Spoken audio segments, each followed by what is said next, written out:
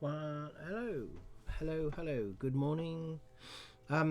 Sorry, I've been trying to sort something out. I've been trying to sort out a window capture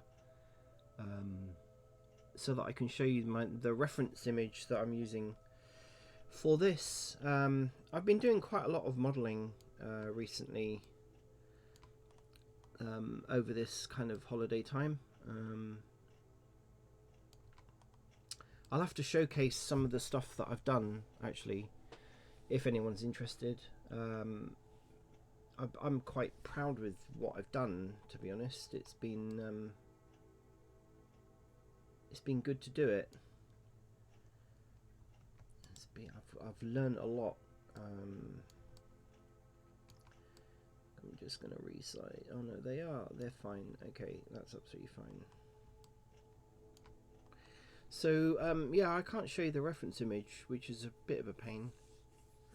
I don't know whether I could keep talking on this because I don't get an awful lot of views. So and no one's commenting in the chat either. So I might kind of switch out talking for a while because otherwise I'm talking for like an hour and a half and for kind of no reason really. So I just get on and do my modelling. So yeah, I mean, I was inspired by this. I've been wanting to make this for quite a while, and it's something I actually really like. I haven't got one of these in real life, but people do make sort of steampunk themed items, and I saw this image of somebody that was actually selling, this. I think it's gas pipe that is being used, and I actually quite like it, and I quite like the fact obviously you can get these really nice bulbs now, these kind of steampunky Victorian stylish bulbs that are obviously they're made out of LEDs, but they look good, and you can get them all sorts of different shapes and sizes and colours and colour temperatures and all that kind of stuff. So that's basically what I'm going to do, and I'm making this actually for Second Life. So and I'm going to make it so that when you touch the base, the bulb is going to glow. It will glow at probably about 3 different levels, and obviously in Second Life it will actually light up a room at those levels as well. So it's going to be pretty simple really, but I'm quite happy with how this has sort of turned out at the moment. I think I've overdone the poly count on the pipe because I forgot to lower the the sides down and left it at the default 32, which is probably a little bit too high, but it's not going to be very high land impact anyway because this is going to be very small. And the only physical part of this will actually be the base, so I don't think the land impact will be particularly high. And I was struggling a bit with yesterday with this elbow. Now I saw a video recently of somebody saying how you should be bending mesh and manipulating mesh for things like this. And how you're supposed to do it is by using a thing called a lattice, and the lattice works. It works really really well, and that's what this is. So I kind of made this pipe, and subdivided it up and put some loop cuts in there. So I put some loop cuts in there, and then I made the lattice with the same kind of loop cuts. And I couldn't get it I couldn't get it to bend at all. It was really quite funny because I just could not. Now I can see how a lattice works if you want to if you want to manipulate the mesh in a the whole idea of having a lattice is that you manipulate the mesh in a constructive way rather than it being destroyed. But I managed to destroy it.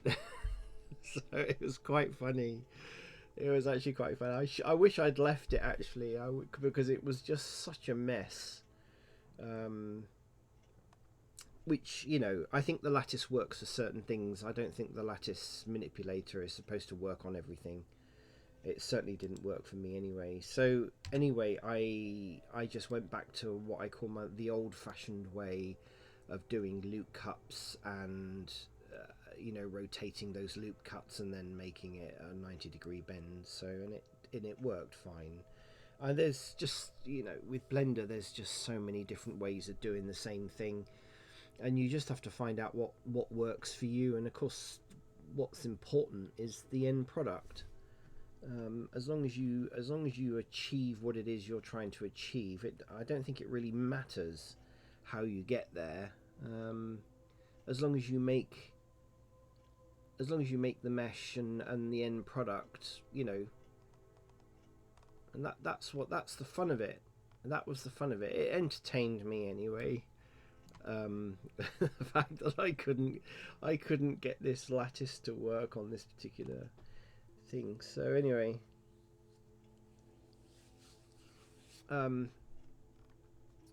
what else did I do? Oh yeah, the other reason why I wanted to get the capture to work. This, I don't know why this is not working. It's rather irritating. I don't know, but anyway, I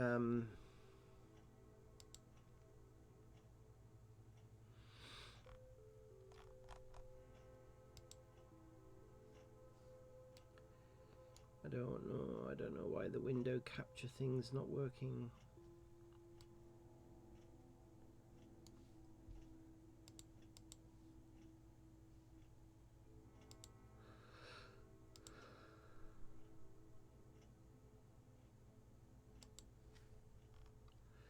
Well,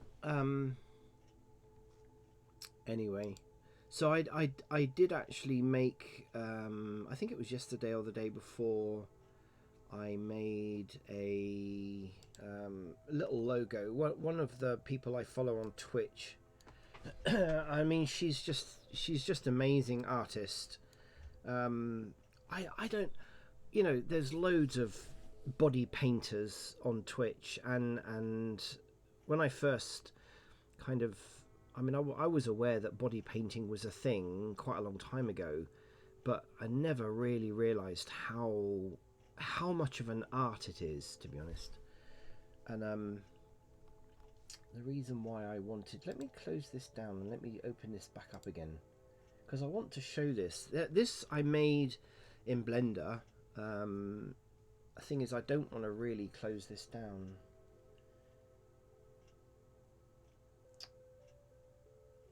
Come on. Right, okay, let's see if I can, bear with me 1 minute. I want to show this because I was quite pleased with it. It was an exercise. I always find it's actually really good to push yourself, you know, when you're learning Blender. I mean, you start off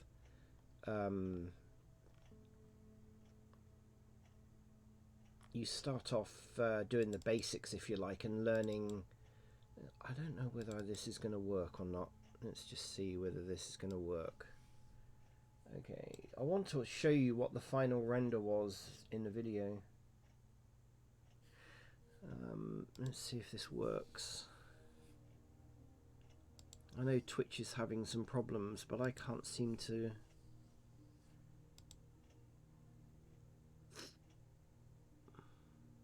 No, it just won't have it. For some unknown reason, it just will not have it.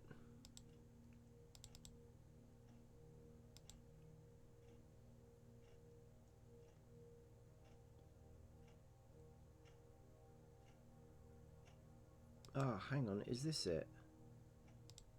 Ooh, is this gonna work? Okay, so I made this. This is the render, and I might actually show how I did this. I followed a tutorial on. Let's see if I can get this to play. Is it going to play? I did this as I followed a tutorial for one of the many people that I've learned from on YouTube. Whoa. No, it doesn't seem to want to show for some reason. I don't know. I don't know quite what's happening. It doesn't seem to want to show.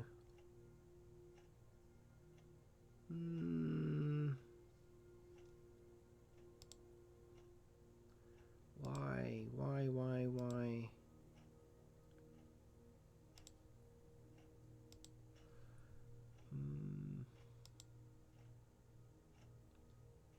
Is it because it's a video? I don't know.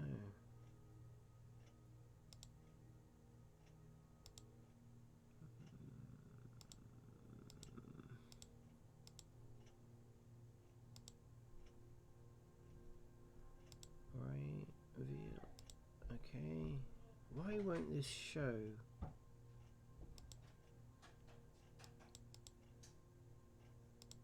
Ah, there we go. Right, okay. Okay, there we go. Too many options. Way too many options. Anyway,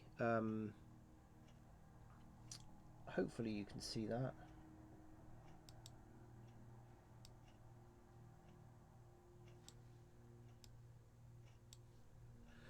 So this is actually I did this as just literally as an idea. I did the exercise, and it's all been done in Blender, and I just did it as an exercise because I saw the tutorial quite a while ago, and decided I was going to try and have a go at it, and I kind of created started the Blender file, etc, and then that's interesting, it keeps wanting to resize. Okay, that's fine, but yeah, it's pretty neat. I love the effect, and if anyone wants to follow the Twitch artist there, mcroft07, who's a body painter, absolutely stunning. I mean, if you've seen body painting before, and you get a lot of these things come recommended on your stream, and I've followed, I've kind of watched quite a few of them, but this person here is on a completely different level.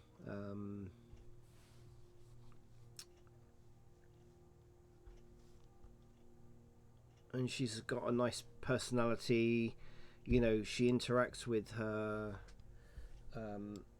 audience, her followers, etc, and it's just outstanding, absolutely outstanding.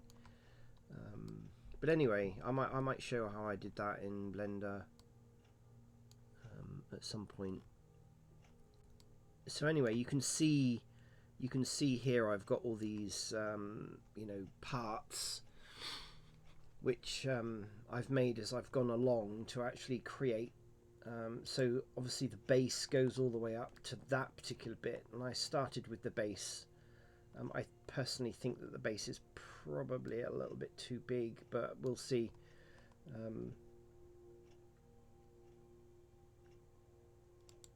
And then I've did this sort of T-junction with a stopper in the end there, and obviously we've got bits of pipe, and then the elbow. We've got this junction here, just adds a little bit more character to it, really. I think, other than having, I mean, you could have just a straight pipe go up there, but I think adding a joint sort of halfway up just adds a little bit more character to it, really. And then now at the moment I'm working on the so this elbow here, I actually added the light socket as part of it. It'll be 2 textures, because this bit will be sort of light brass. The piping is going to be, I think, kind of a steel with a lot of grunge on it. And then we've got the bulb holder, and I'm now going to start working on the actual bulb part. And inside inside is going to be a separate bit of mesh, obviously, for the element, the actual, you know, element bit that will go inside, which will be the bit in Second Life that will be triggered on and off, and at different levels when you touch the base. So you're gonna touch the base. I had thought about putting a switch, but I think it'd be too small. This isn't a particularly big item, so it's a lamp. It's a lamp, but it's a steampunk style lamp, and I think it will look really, really good. And I'm making it as a gift for people in Second Life. There's a lot of steampunk themed Sims in Second Life, and a lot of people like the steampunk style of stuff. So you can see what I've done here, with kind of, you know, little bits and pieces of assets as I've made them and molded them. I've just kind of dumped them on the side here so that I can, you know, just copy them over. Different people work in different ways. I tend to work in this particular way. I like to have backups of my mesh as well inside the file, because you can always hide it on the final renders. But you know, I might make something else, and then I've got these as little assets that I can use in another build. So that's where I am at the moment. So unless anyone's got any questions, I'm probably just going to play music again and stay quiet, because although I could waffle on for hours, no one's commenting or interacting, so, and I'm sure people don't want to listen to me waffling on for hours. I'd much rather see something a little bit more interesting.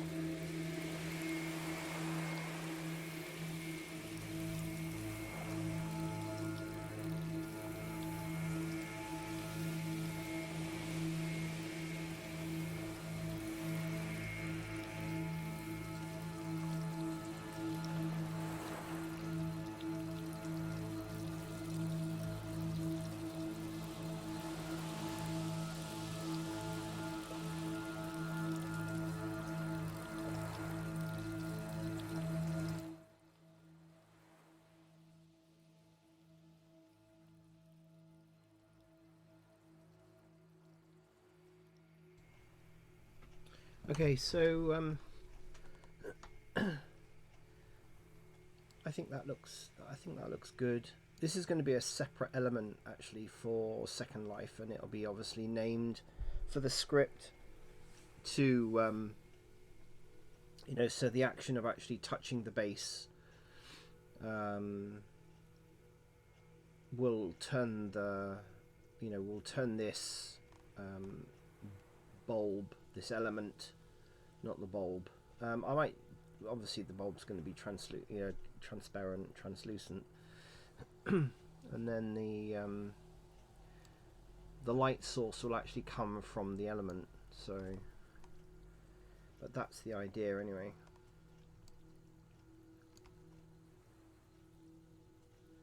So this is obviously the bulb base. The bulb will be translucent. And really what I need to do is just hide that in there so that you can't obviously see where the element starts, and that's basically all it's going to be. So I'm quite happy with that actually.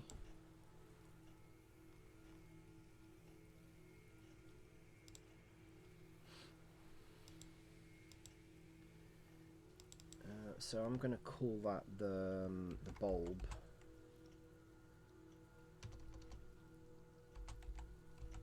That's going to be the bulb, and that is going to be the element.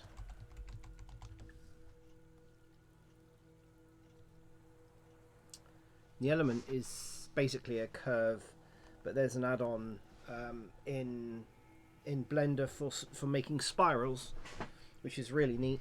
I'm all for keeping things simple.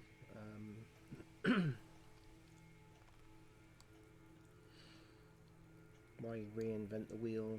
I mean, I remember using Blender many years ago before these nice little add-ons were there, and you were making this, you were making this mesh. There were all sorts of it was just so complicated, and this is why I think Blender this year is going to really take off big time, because I think people are beginning to realize that, you know, here you have a free program that is excellent at doing 3D stuff, and like that little video that I showed just a little while ago, you know, for producing that kind of thing. I mean, it's just so adaptable, Blender.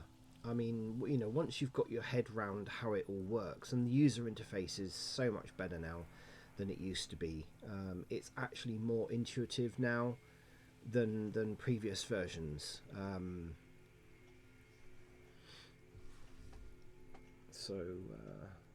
Yeah.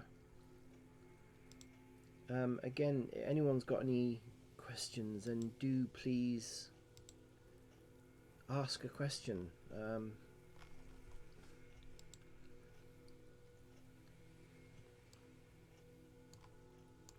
So I now need to make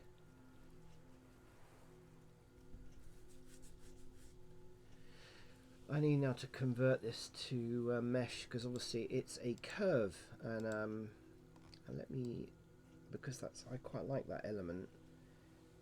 You know, it's steampunky, so it's kind of clunky, and I think if I made it any smaller, it may not. I think the proportions of it look good.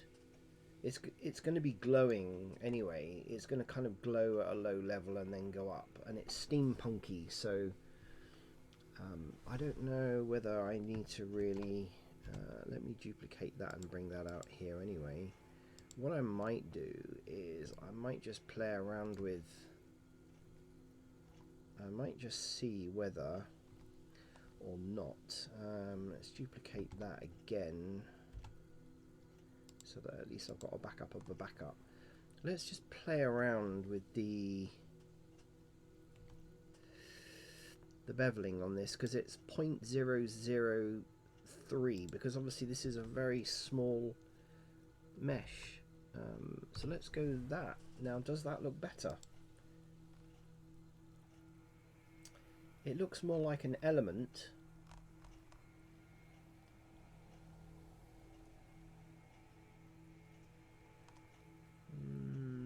I don't know. I reserve judgment on that one, because I don't really know whether that's going to make it look any better in Second Life. Because this is going to be, you know, potentially on a table somewhere. It will look nice. It will look like a lamp. Once it starts to glow, you know, this is sort of steampunk, so there isn't. I think that might just be. I don't know.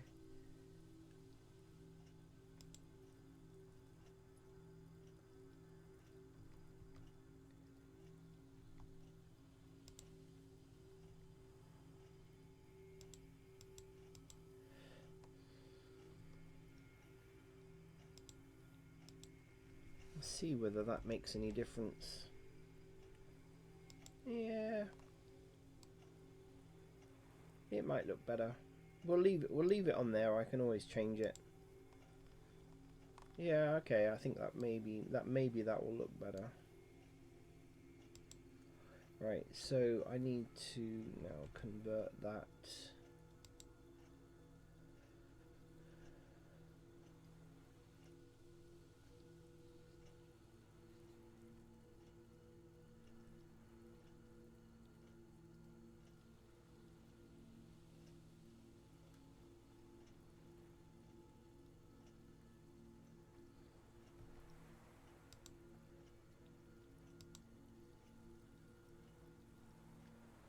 Convert to mesh. There we go. So it's now mesh. Shade smooth on that, and we're probably going to need to, yeah, there we go. That's rather nice. I think that's going to look good. That is going to look good.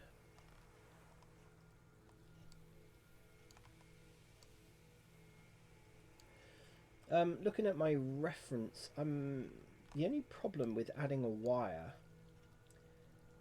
to come out of here, because obviously it's electric, the problem with adding a wire is you don't know what somebody's going to be using it for. You know, they could be putting it on a very large table, a small table, a sideboard, a mantelpiece, a window. You don't really know what somebody's going to be using this for, and so it's difficult to know where you want the wire to come out.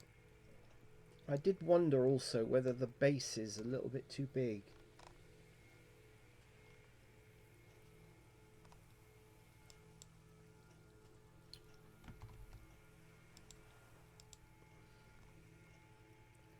I don't know whether the base is too big.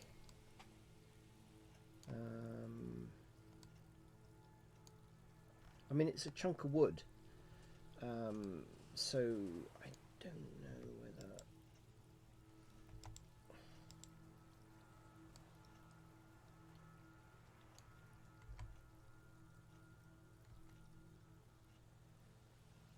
I don't know whether it's too big. Actually, that looks better. You kind of want it to look like a, I might just resize this.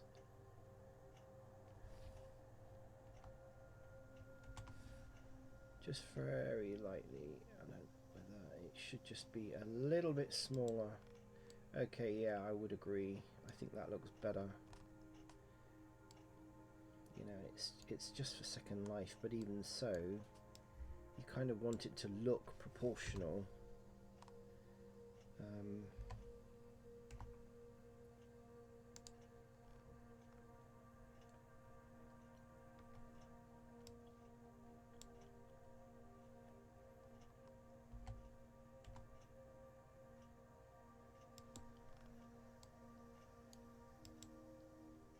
I think that's looking rather good myself, if I say so myself.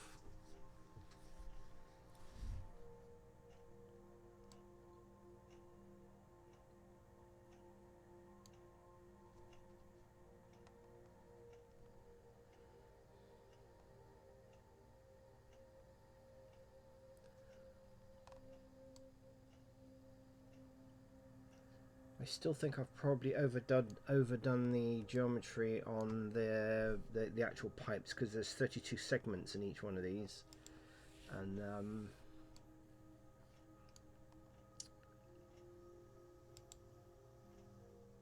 it might be a bit too much. I think it doesn't really... I should have really made it just 16 or something. My only other thought is to go round and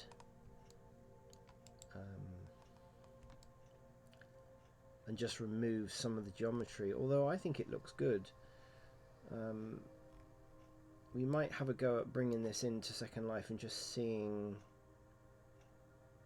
what it's like. It may or may not be very high land impact. In fact, I might actually do that now, because I would like to see what this looks like.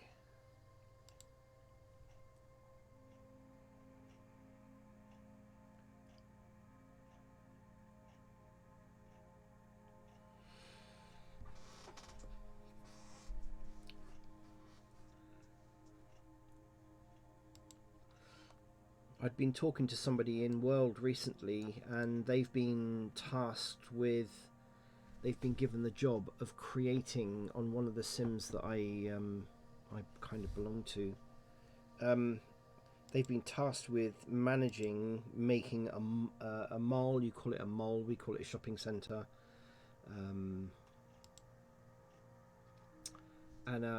Yeah, that's quite exciting. So I think I'll be involved in actually designing, because they're not a builder. They manage stuff.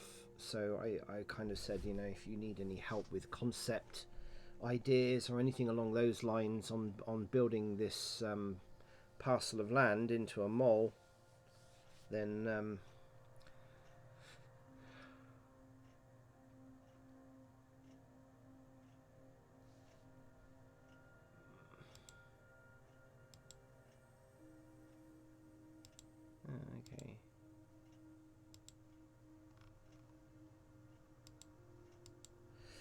Yeah, I've gone into the wrong... Let's come out of there 1 minute. I went into the wrong server.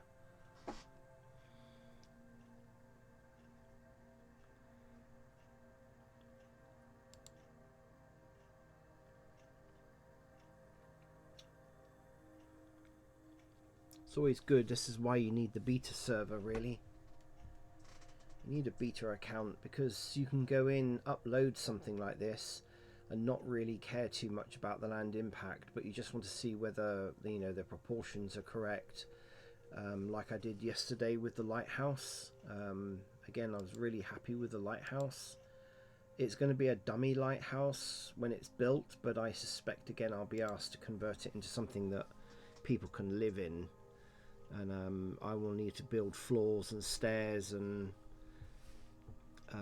things. So I love the challenge of the physics of all of this stuff.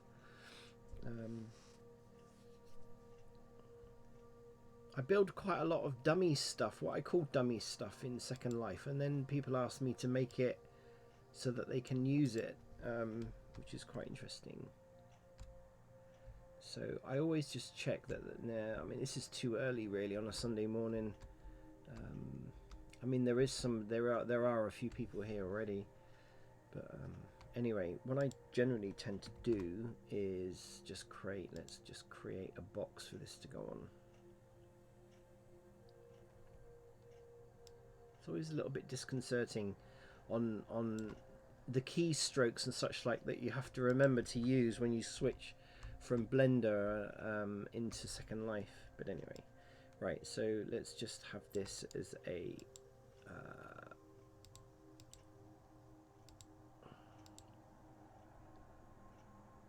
blank.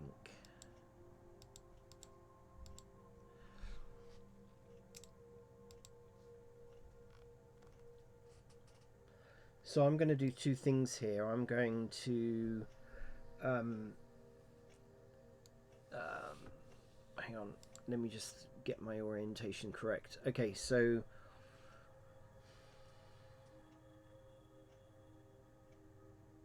I'm going to make a physics model for this, right? And it's going to be really simple. It helps to just bring the land impact down when, especially when you've got an item like this that's really quite complicated. Although it's small, actually, first of all, let me just see what the land impact is going to be like. So we're going to make the base, all the orientation is correct apart from that. Scale. Rotation, let's just make sure that the rotation on everything is we haven't got any odd things. Oh, there we go, you see. You need to make sure that the rotation on stuff, yeah. Scale on that is out. Rotation is out on there. Scale and rotation, that's correct. That's correct. And that's correct. Okay, so we've got everything. Everything's around the right way. Let me save this file. We're going to try and make that the root. At the moment, none of this is joined. When I actually make this object, in fact, actually, let me just duplicate it. I always like to keep duplicates of stuff as I go along. Let's just save again. Everybody works differently in Blender, I notice. I like to name things it depends on what the item is, but I like to name things correctly, and I like to do duplicates and I do revisions, and this is just because I've been involved in computers for 40 plus years, and I've learned over the years that you save stuff as you go along, produce as many revisions as you like, because you can always go back to a previous version if something goes a bit wrong. So this first instance, I'm not going to create any physics. I don't really need to anyway at the moment, but I will play with physics because at the moment I just want to see how many tries have we got. This is pretty high.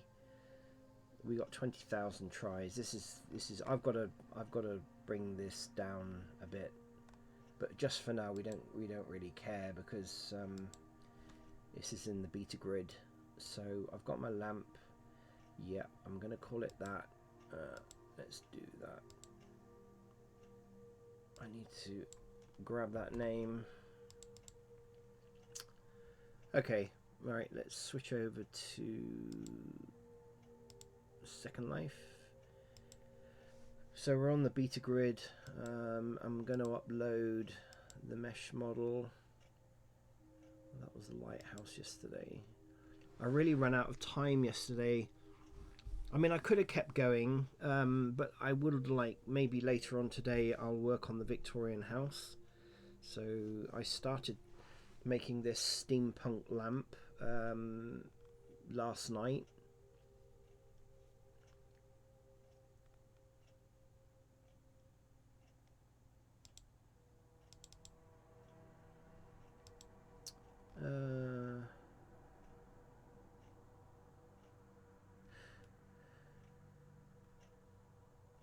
Sure I called it steampunk lamp.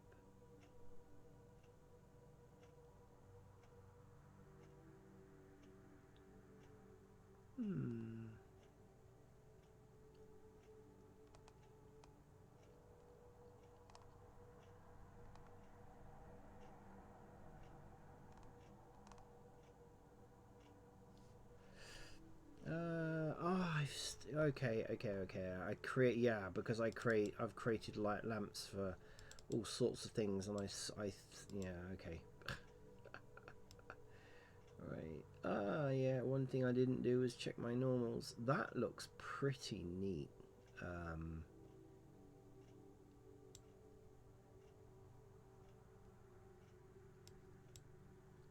Alright, so we've got the name. I'm not going to worry about physics at the moment. I just literally want to see what it looks like. It's going to be like high land impact, I think. It's calculating it out now. It's going to be stupid high. 36, yeah. Yeah, I've got to lower the... I've got to remesh it, really. It's too high and I need to build physics. I mean, 36 for a lamp, but it should be 1. But anyway, yeah, this is way too high. Right, let's just bring that in, and I just want to see what it looks like. I want to see what it looks like.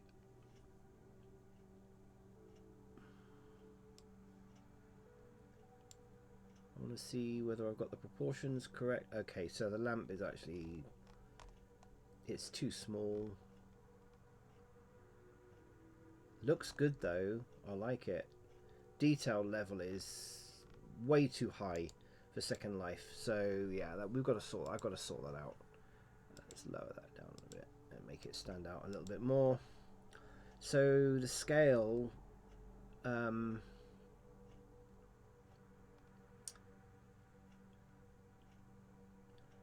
yeah, okay, so I made the scale kind of real life scale, and it needs to be, let's just see. So let me just duplicate this 1 minute. So scale wise, I think as a lamp it probably needs to be twice the size. Yeah, that looks really nice. I like that. Wow, I like that. Yeah, so I think probably, you know, it's always good to kind of like walk around it, see what, I mean, the detail level on that.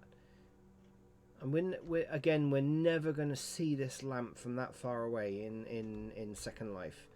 It's going to be in a house somewhere, and we're quite a few meters away from it. So I can bring the LI down on that quite a lot. The base breaks up actually quite quickly. But again, we're never going to see it that far away. Realistically, it's never going to be seen that far away.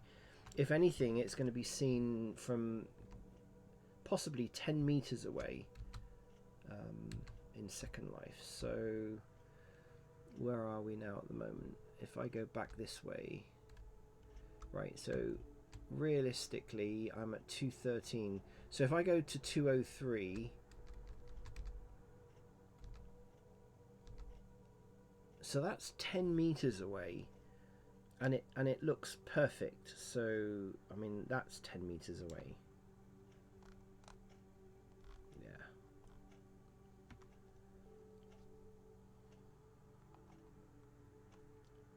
Let's go mouse look. That's mouse look. So I mean, that's 10 meters away, and we can see the lamp, and it's not even textured yet. So detail level is way too high. So if somebody was to look at this, you see, you're more concerned about what it looks like close up, because if it's a nice item, people will do this. They will zoom in and want to look at it, and it's going to be big enough.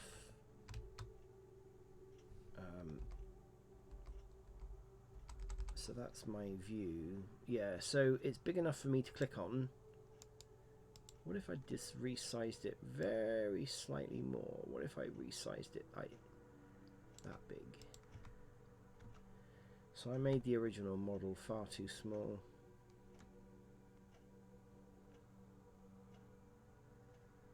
Ooh, that's breaking up there. Yeah, it's breaking up. Because I've resized the original object, but okay, is that too big? I don't think that's too big.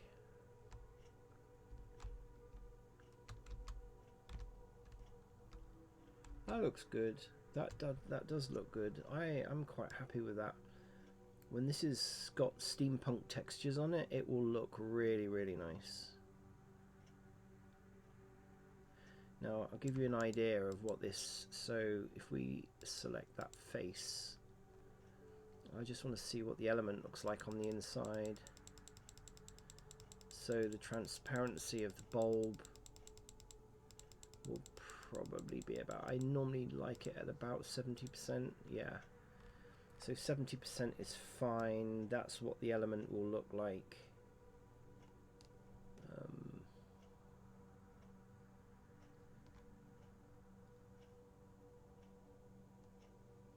Yeah, that's fine. That looks good. I like it. I like it. It looks really good.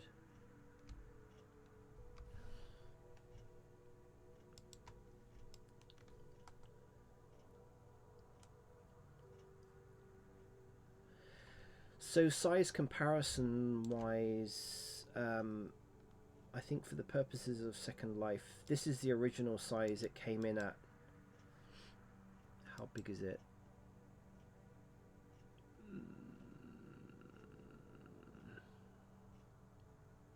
It's quite small in this size.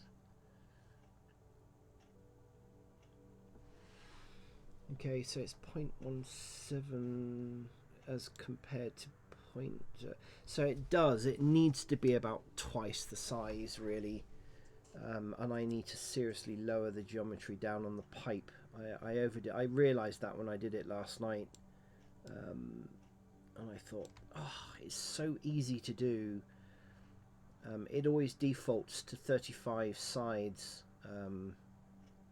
That is going to look pretty neat. See that the bulb. Ooh, if we select that face, the bulb, the actual element itself, I'm going to probably apply some sort of transparency, not a lot, maybe 30%. It's going to be possibly transparent. Maybe not. I might just leave that like that. But the bulb will be kind of a yellow. It will be full bright and it will be glowing. But this will be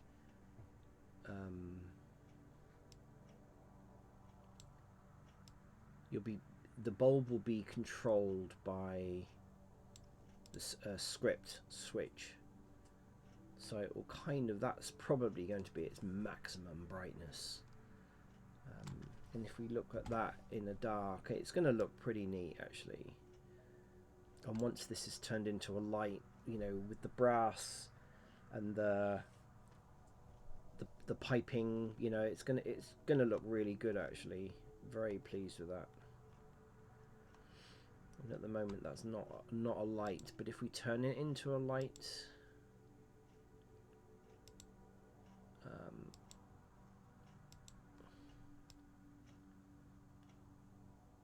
need to select it. Come on. There we go. So if I select that, turn it into a light, you can see the effect it's going to have. And that's kind of maximum brightness actually. It won't actually be that big, will it? So the actual coverage, the radius coverage, you're probably looking at maximum 5, I would have thought. 5 meters with the fall off. Yeah, and then the intensity, you know, will be different. But yeah, it's going to look good. I think it's going to look good. And it's going to be a glowing, more of a glowing bulb, so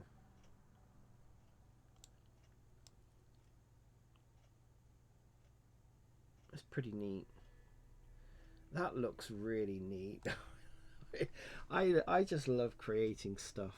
I really do. I get a lot of enjoyment and pleasure out of creating things. Anyway, I'm pleased with that. That looks good. So if we go back to Blender, so realistically all of this needs to be made bigger.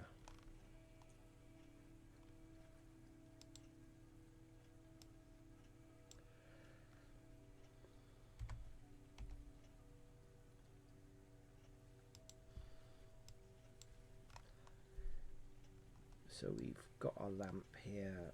I'm going to scale this up.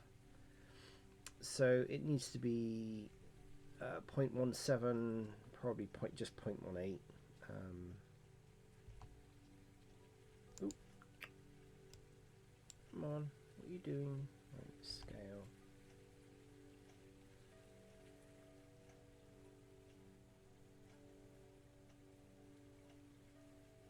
Let's make it 0.18. There we go. There we go, there we go. So that's the scale we need to put it at in order for it to look good in Second Life and bring it in 1:1. So I think that looks good. Right, so there we go. So we're now working on the proper size.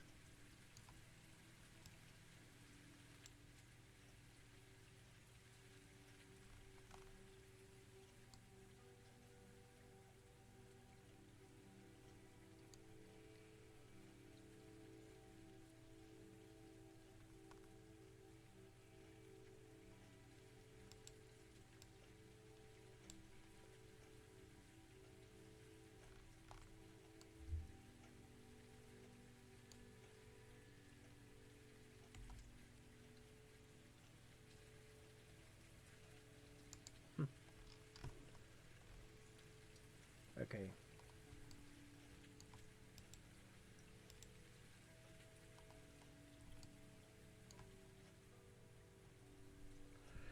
Right, so before I do anything else, I want to save as another revision. So we're now going to work on revision D.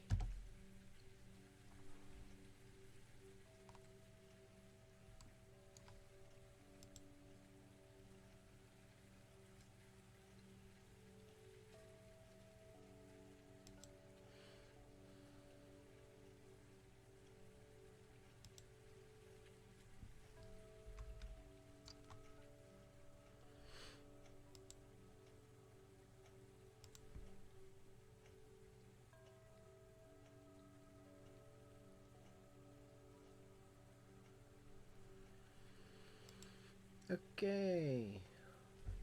Right.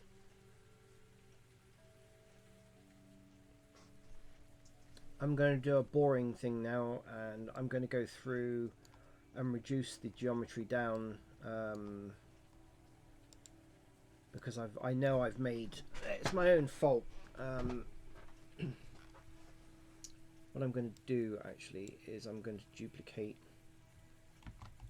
Let's duplicate that on there. So I have got a high poly version of this, but I'm going to reduce the poly count down because it doesn't need to be this high. It doesn't need to have 32 sides.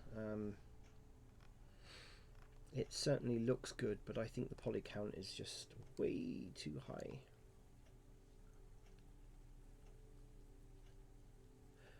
So for this I'm going to go silent again. There's no point in me waffling on about this because it's kind of boring, but also therapeutic.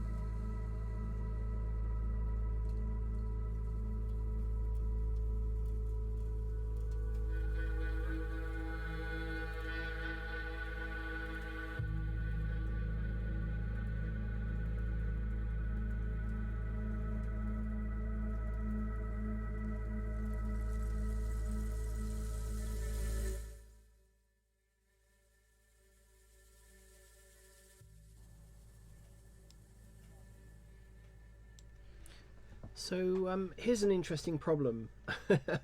I applied.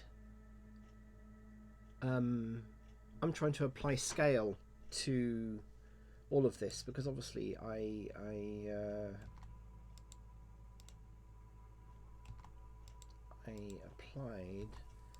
rescaled this and I applied the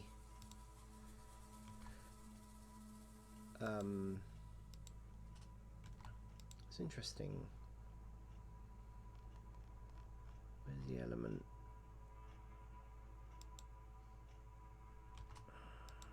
So I've never come across this before.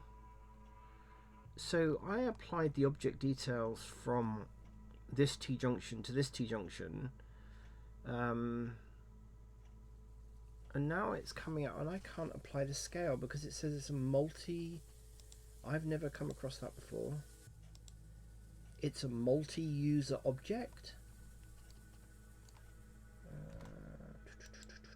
Cannot apply to a multi-user object. It's interesting. What makes it a multi-user object?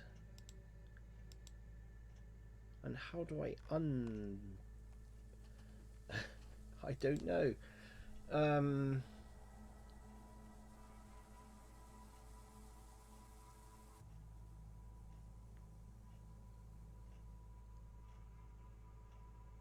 I've never heard of this before.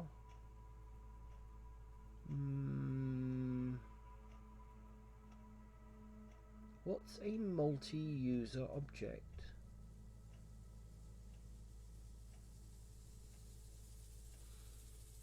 Anyone in chat or anyone watching knows what that means, please let me know.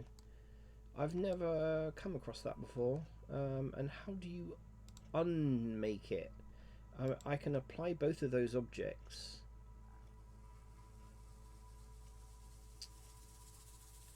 I can select both of them and still not.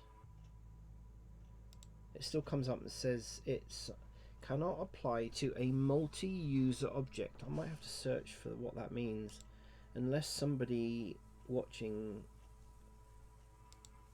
I guess somehow I need to break that being a multi-user object.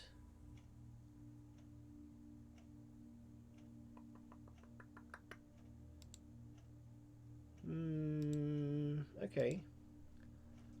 Never come across that before, but I have to sort that out because the scale is wrong. Let me do a quick search and find out.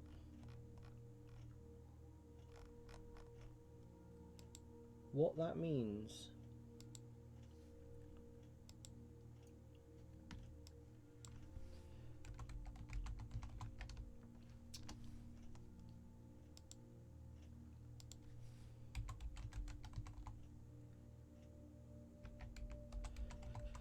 Multi-user object.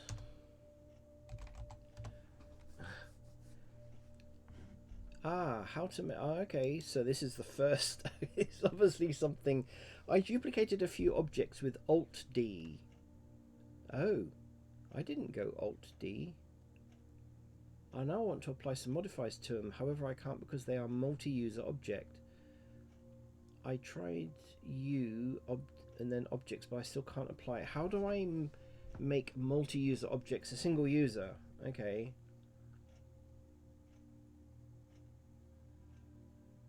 Oh, right, okay.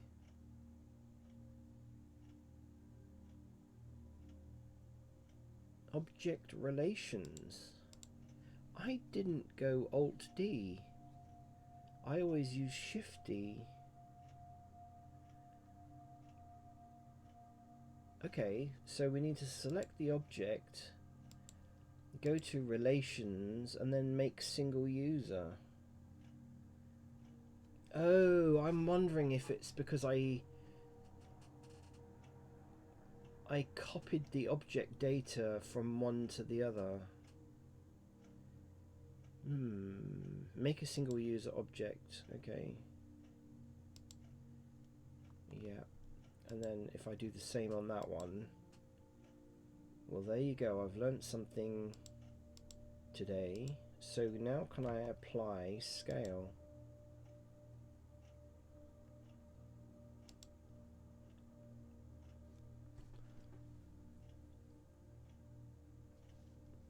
Okay, so it says quite clearly. Okay, so I need to select both those, object and data, right? So object, relations, make single user. Oh, okay. Right. Because I copied the data from one to the other. Well, that's interesting. I've never come across that before. Now I can apply the scale. Now I can apply the scale. Okay. This is why I love Blender. you learn so much stuff. You really learn so much stuff. And there is just so much help on it as well. Again, you know I keep going on about what it was like years ago when I first started using Blender. I mean, you had so little information available, and the documentation was written by the developers. If you ever read a manual or any documentation from somebody who designed it, it's just not good. It's not user friendly. But this now is just, you know, I just love it. I just absolutely love it. Okay, so I'm just going to continue to keep removing the geometry on this, because I made it too detailed, and this is my own fault because I wasn't paying attention. Like a lot of things, I don't know whether anyone else does this, but like a lot of things, I have an idea about something to do with Blender, and I think, oh, I'm just going to go in, have a play, you know, let's just like throw some ideas together, and then the next thing, you're kind of drawn into the final, you know, I find it very difficult because Blender is just so useful and adaptable and flexible.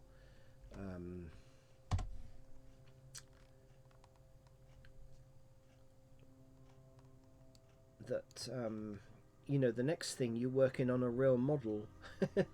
You know, because you start off thinking, oh, I'm just gonna you know, sort of do almost a proof of concept kind of thing, and then you end up, see, now let's do that again. You select this item, this mesh, and you select the item that you want to copy. You go Control L and you copy the object data. Now, I've never known this. I've done that plenty of times because it saves me going around and doing it all again. In fact, I could probably do the same on that, but that's not the same size, so it doesn't really matter. But anyway, this is the same size mesh. So now I need to go to Object, Relations, make single user, Object and Data. There we go. That's fine. Had I scaled these previously, I probably wouldn't have had a problem, but because I scaled them and then copied the object data, no, I didn't scale them and then copied the object data from one item to the other, and I think that's what caused the problem.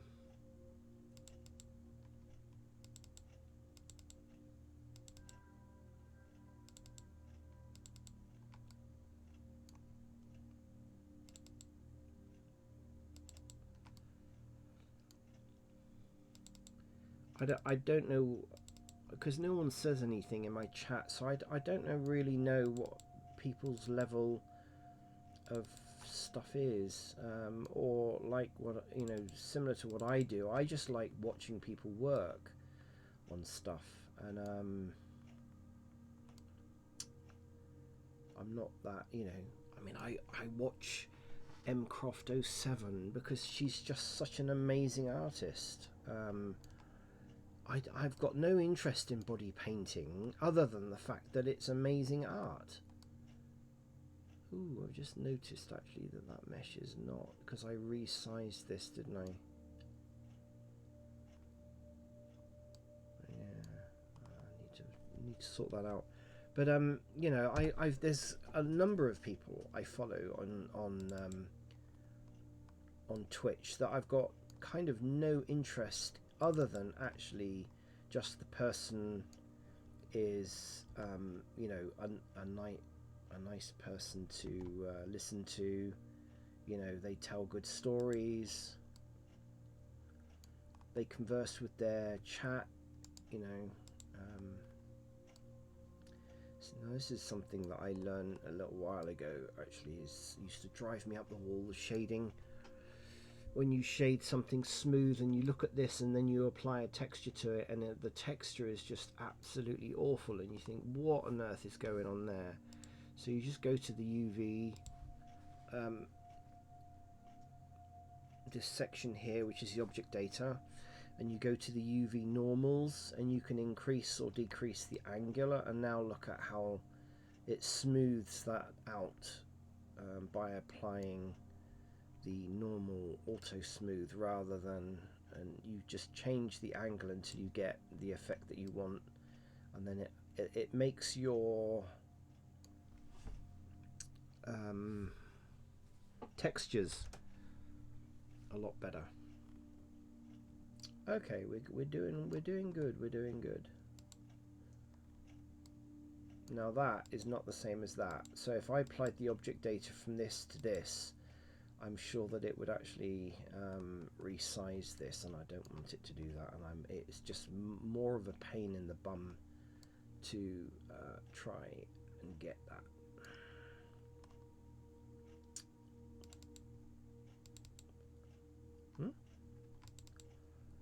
Wrong key. I find sometimes when you make a mistake like this in Blender and you have to go through and correct your mistake, it helps you to learn, like in you know, real world life stuff. It helps you to learn not to do it again, because if you don't make mistakes, you never learn, you know. And I just don't believe you can you can learn by your mistakes and become a perfectionist and do things, you know, but you've learned it. If you've got somebody telling you how not to make mistakes, then you're never really learning, are you? That's what I believe.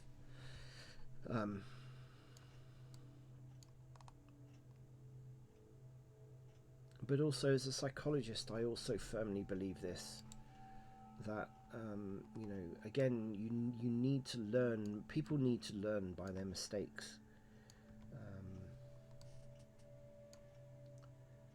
It's good to have mentors who can guide you, but you don't really want somebody you know, telling you everything all the time, you know. And it's the same with children. I think children have to be guided, but as painful as it is to see them make mistakes, you kind of in a way have to let them make mistakes.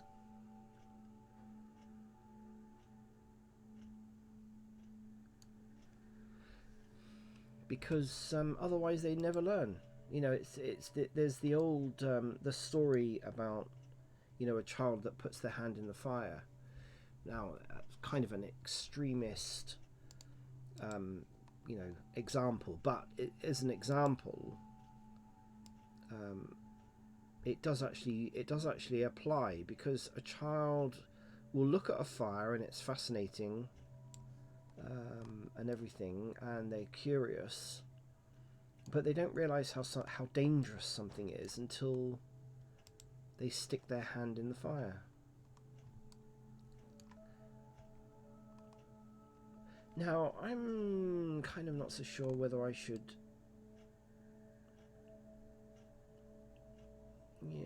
I think the geometry on this is too much as well. It's going to be transparent, or translucent rather.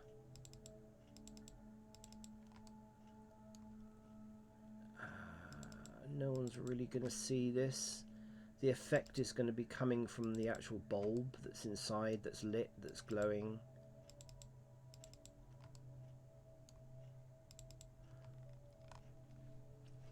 There was somebody else made another steampunk lamp, which I might have a go at making as well, which was a larger, looked like a box with a couple of meters on the front of it, and you know, and it had a couple of lights, I think, and it was almost like a battery pack, steampunk themed battery pack with, you know, lights, and I thought that was actually really quite good as well. I might realistically, I think no, I think the bulb is fine. I think the bulb is fine.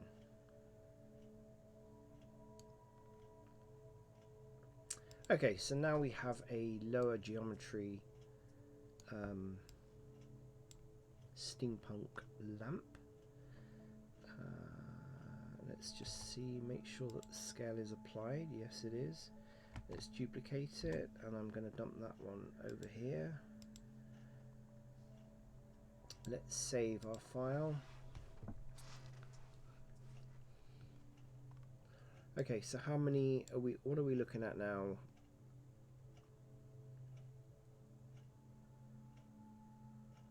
Okay, that's come down quite considerably, actually. That is certainly more realistic. There's only 15,000 vertices now. Oh no, no, that's wrong. See, this I find irritating sometimes with Blender, is that it doesn't really, it's looking at everything that I've got in here. If I hide this, what if I select that? No. I do find it rather odd.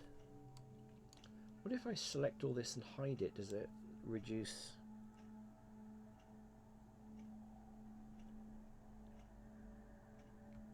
Oh, it does. Okay.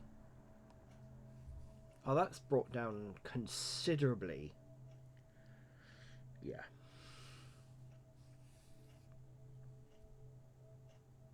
Yeah, that's considerable. So we're now down to 3,000 tries. Yeah. I don't really want to bring that down anymore, because otherwise we're going to start losing.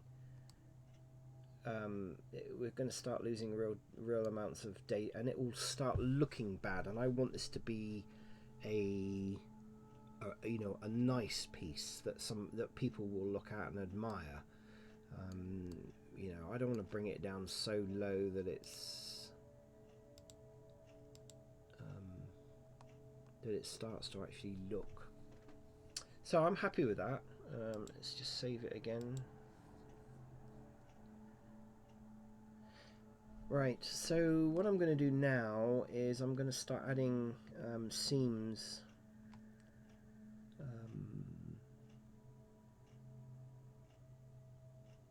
So that I've got different textures. I'm not going to use any texturing UV maps on this, because it's all going to be procedural texturing. So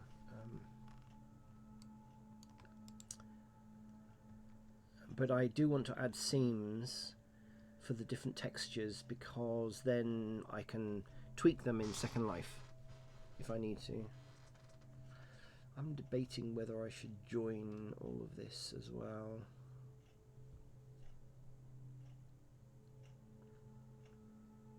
The only bit that doesn't need to be joined is the element, because that needs to be a separate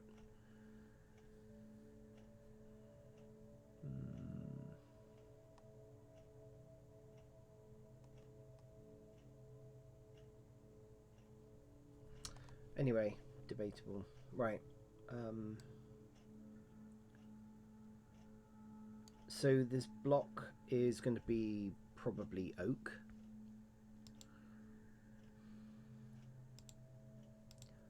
Or something along those lines.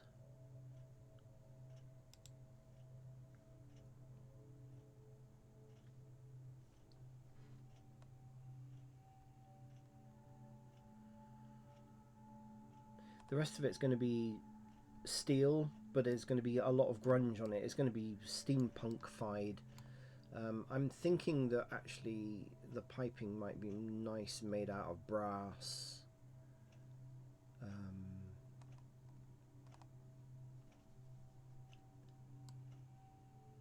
Yeah, I might do that.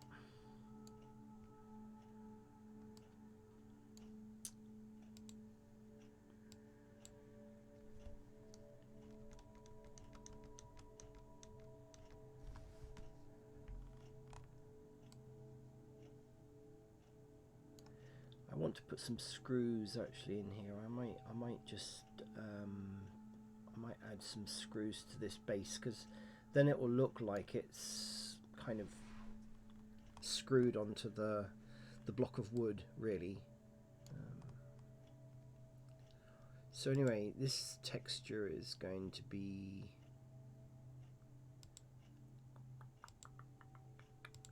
this is going to be the I'm going to make it, I like brass. I think copper is too much to me, and this wouldn't necessarily be made out of copper anyway. So this is going to be brass. I'm going to assign it to that. Oh, okay, yeah, that's fine. And now I'm going to invert the selection.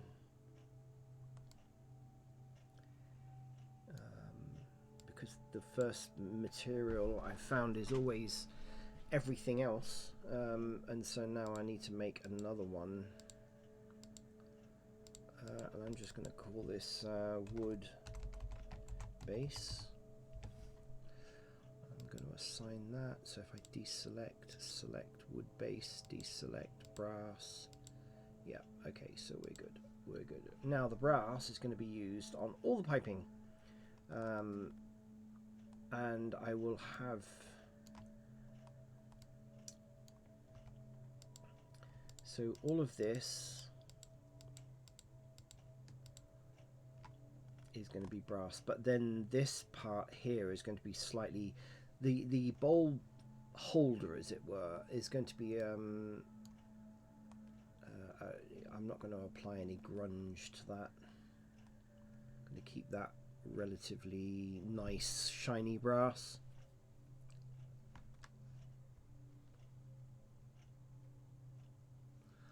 So the material on here is going to be that one.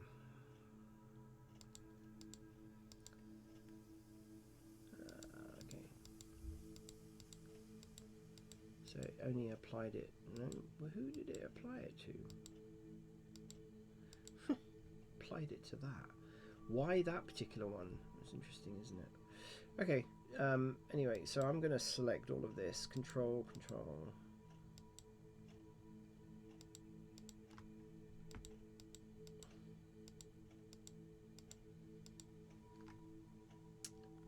So I can select all of those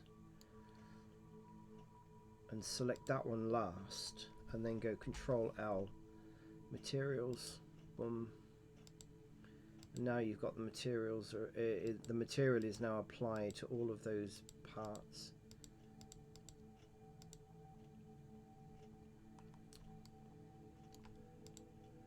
But on here, okay, so everything is brass, but now I'm going to add a new material. Well, actually, no. Let's just go in here 1 minute, and I'm going to select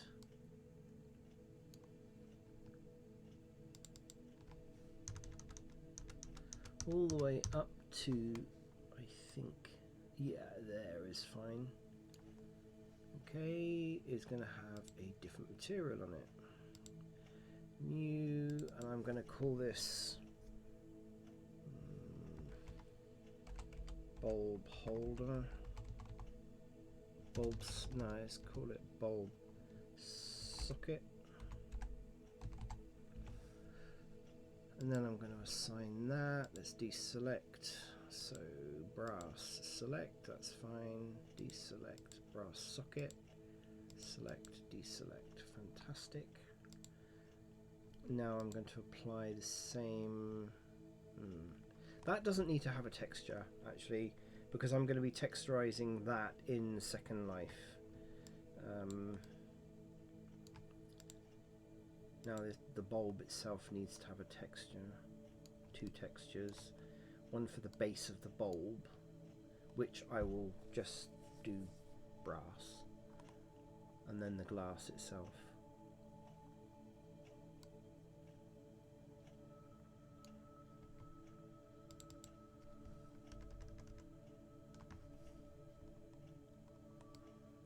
So that's the base. Actually, I might... no. So...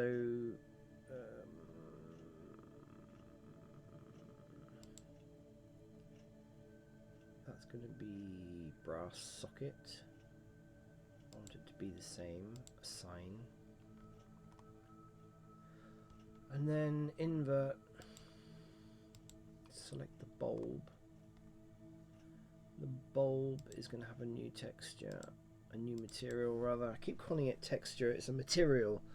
It's a material first. So this is going to be the bulb glass. Going to be the bulb glass. Let's assign that. Deselect, select bulb glass, and bulb socket. Yeah.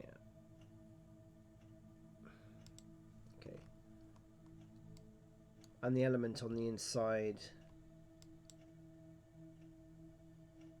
which is, yeah, that's fine. That's fine. That's fine. The element on the inside is not going to have any. Well, actually, yeah, it does need to have a material. But it doesn't really matter because in Second Life I'm going to, you know, but I will give it a material. It doesn't really matter what it's called. Well, I'm going to call it element. That's fine. It's just the material name. Right.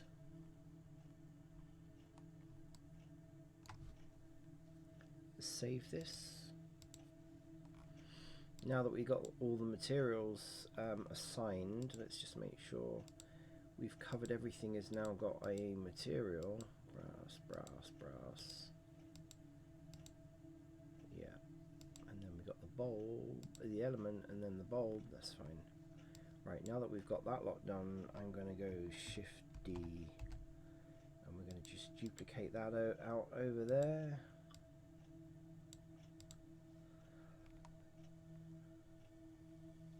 Right, I'm going to save as another version.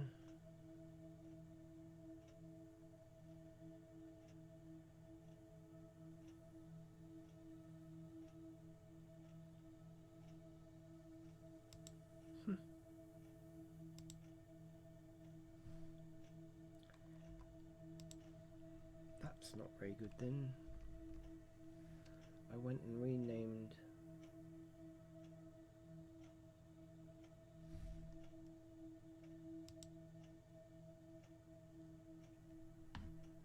Okay. E.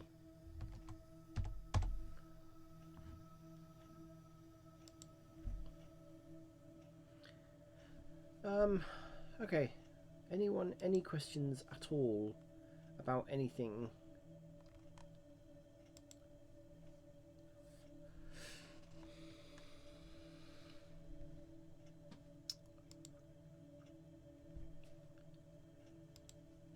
Anybody? Anything? Want to ask a question? Otherwise, I will just continue on. Continue on regardless, as they say. But anyway,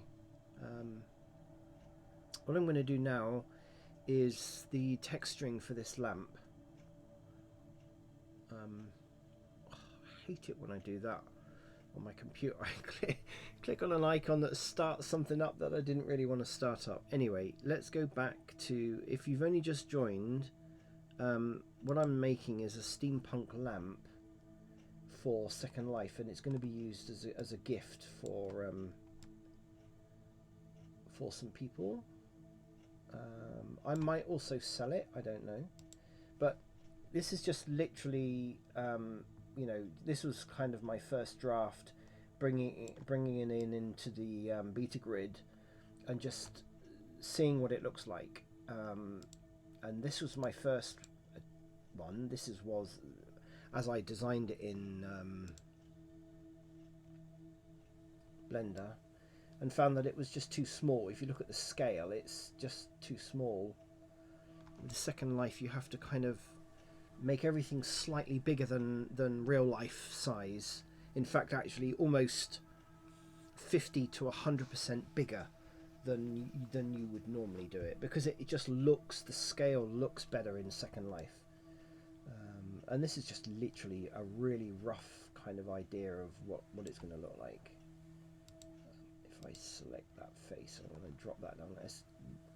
The glow on that is not the glow, the colour is I need it to be kind of paler yellow, I think, or potentially more orange even.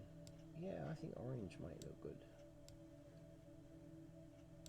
but it's probably a little bit too bright. And basically I'm going to design this so that when someone touches the base, it will adjust the brightness level. It will switch it off and then on at the lowest level, and then you'll click on it, you know, maybe 2 or 3 times, and it will go up in brightness, and then the light coverage will increase the higher it goes. So at the moment the light probably needs to be a slightly different colour. I might change it.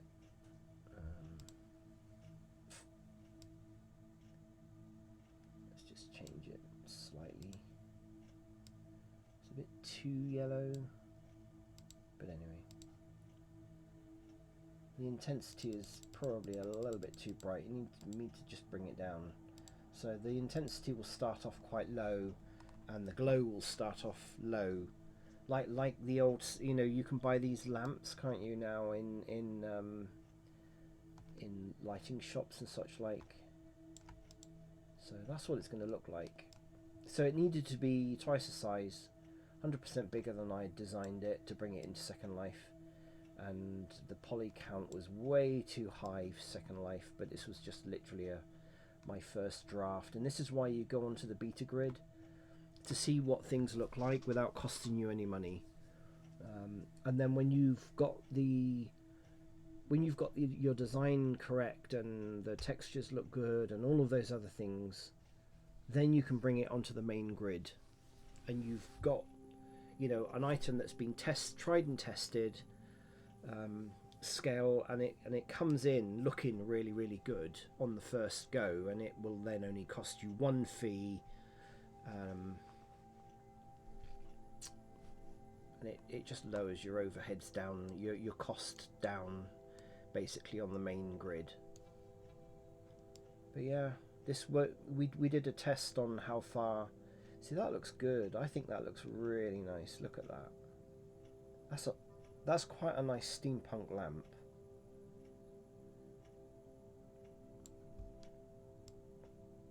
That's really, really good.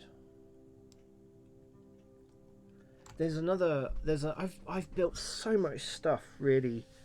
I must do a showcase, actually, of all the things that I've designed using Blender and bringing it into Second Life. I made a really nice, it's like an oxygen tank, basically, and it was just basically a glass dome with a plant inside it, and then kind of it was steampunk, kind of converted to steampunk, because then you were able to extract the oxygen or capture the oxygen out, and into a mask so that you could breathe. And you know, I just love steampunk stuff, always have done, ever since it became a genre. You know, it just appealed to me. But I love the way that lamp reacts. Now we've already tested, we're not going to be looking at this lamp any further away than 10 meters, so it, you know, the detail level doesn't doesn't need to be particularly high, because this is going to be in a room. If you think you're in a front room, you know, no one out on the road outside your house is going to be able to see the detail of your lamp. They're going to see the effect that you've got the lamp on, but they're not going to really see the detail of the lamp until somebody comes in quite close.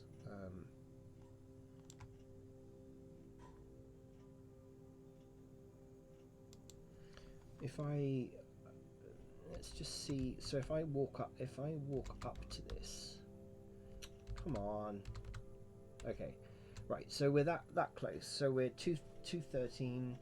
If we walk away, that's 1 meter, 2 meters, so 3 meters away. If I go here, yeah, we can see the element. That looks nice. We can see the actual element, but the lamp detail itself doesn't break down until you're probably almost 30-40 meters away, which is fine. Which is absolutely fine. There's no point in bringing really high detail on such a small item, bringing it into Second Life and paying silly money to have that item in with a potential really high land impact when it's not really required. The physics model for this is going to be just literally, you know, a cube, so that it will bring the land impact down quite a lot. So anyway, that's that. Enough waffling about that.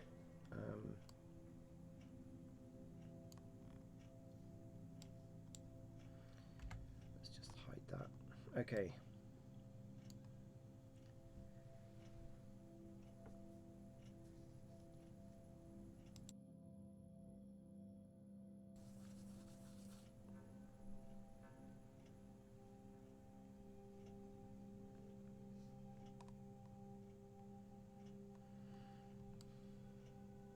So I'm happy with that. I've marked all my seams, and now I'm going to work on. We've applied materials to all of this. I'm now going to work on the texturing, and there's quite a lot of people lurking here. I'm going to go and make a cup of tea, because I've been streaming now for nearly 2.25 hours, and I haven't had a break, and I haven't had a cup of tea. So I'm going to continue, so please bear with me while I just go and have a cup of tea. So just going to make a cup of tea.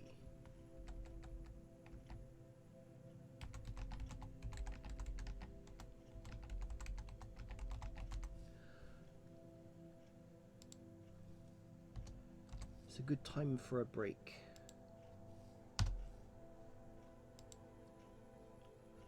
Okay.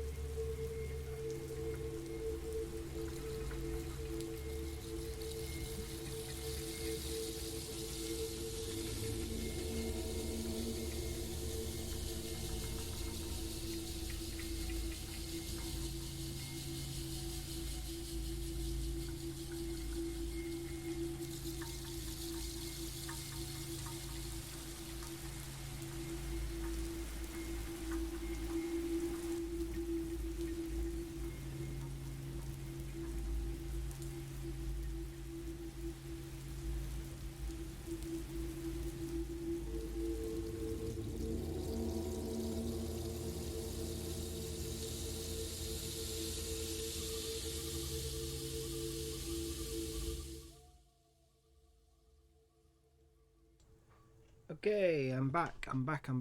Um, Cup of tea definitely required. Okay, so now I'm going to texturize this. It's all going to be procedural. I'm not going to, because the procedural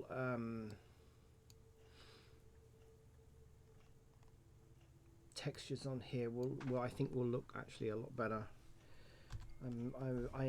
Again, when I was learning Blender, I used to use texture image files all the time, and you know that was always a struggle. But you can do so much more now in the last couple of versions of Blender. Certainly after 2.79, as soon as we went up to 2.8, procedural texturing is just mind-blowing, and I've got some really nice add-ons as well which make life a lot easier. So we can turn that off now. So obviously with all the materials applied, that's what this looks like. I'm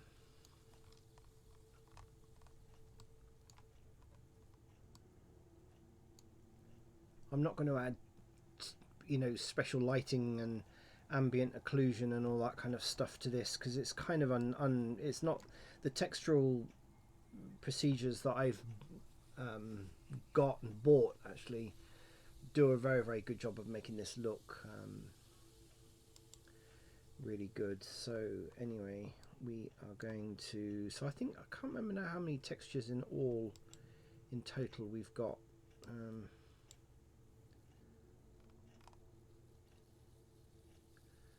1, 2, 3. I think there's only 4. There's 5 materials, but we really only need 4 textures. So I'm going to work on the wood base, which is going to be pretty easy to do. Let's just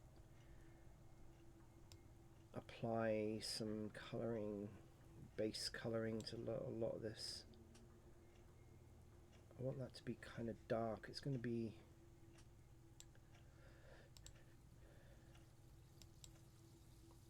now the brass needs to be kind of that kind of colour just for now.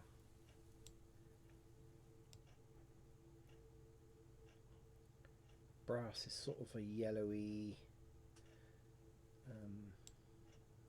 goldy colour, golden. I want it kind of dark, really.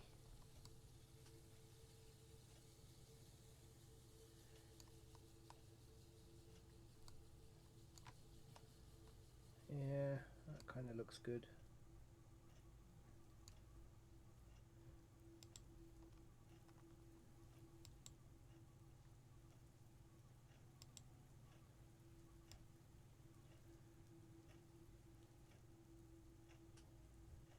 Okay,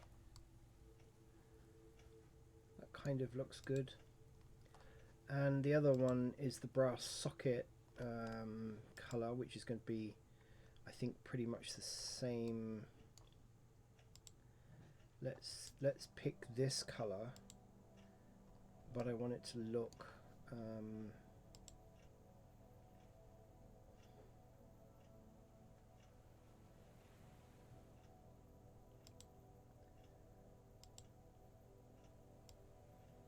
kind of a lighter. It's going to be sort of a shiny brass colour. Let's do that like a bit lighter, like that. That's fine. The glass here doesn't need a texture. It's got a material, but we're not going to apply a texture to it, as with the same goes with the the element. It doesn't need, it needs a material, but it doesn't need a texture on there.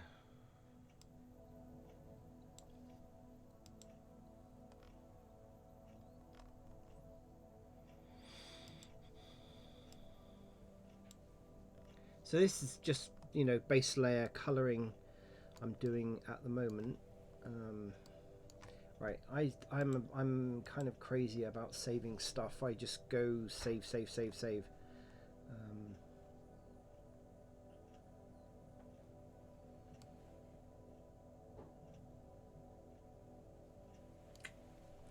Right, let's work from the bottom upwards. Let's work on the wood first. Let's go to shading.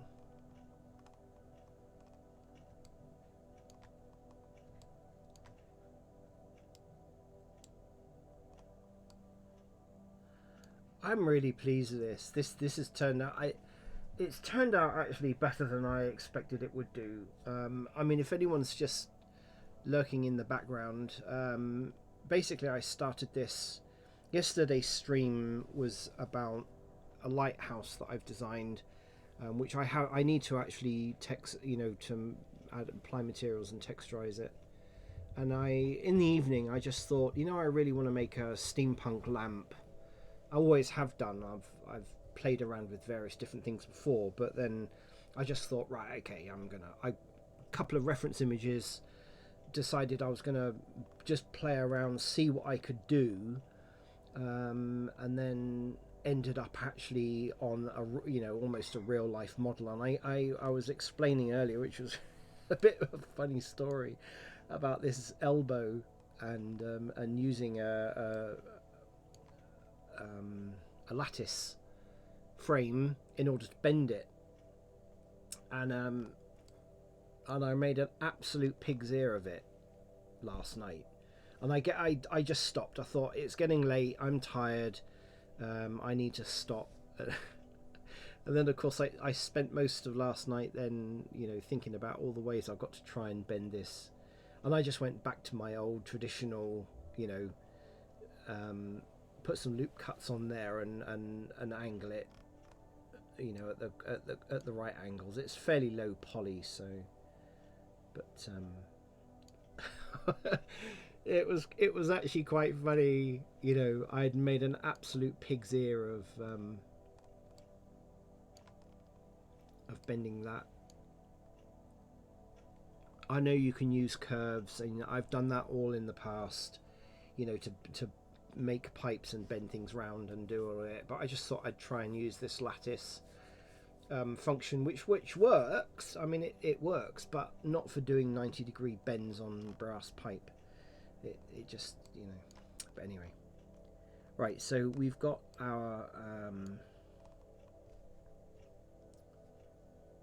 the wooden base, which I'm kind of thinking will be made out of oak. I'm a bit of an oak fan.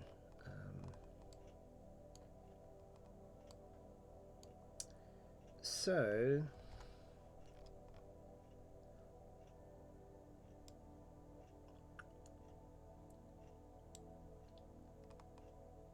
my god, what on earth happened there? Eh? Why did that do that twice? I have no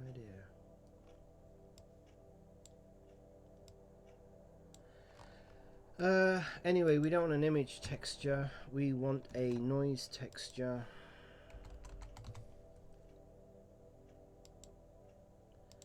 So we're going to add that in.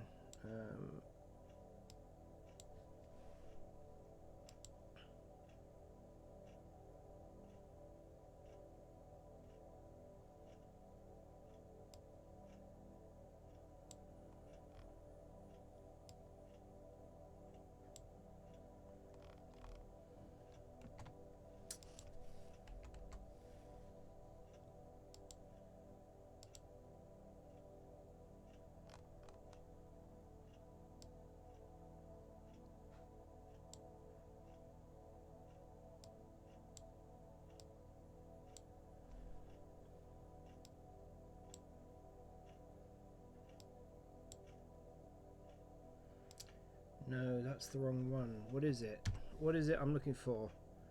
Come on, think.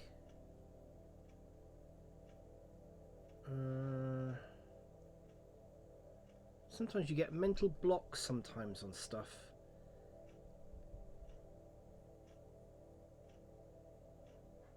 Oh, God. What is it called?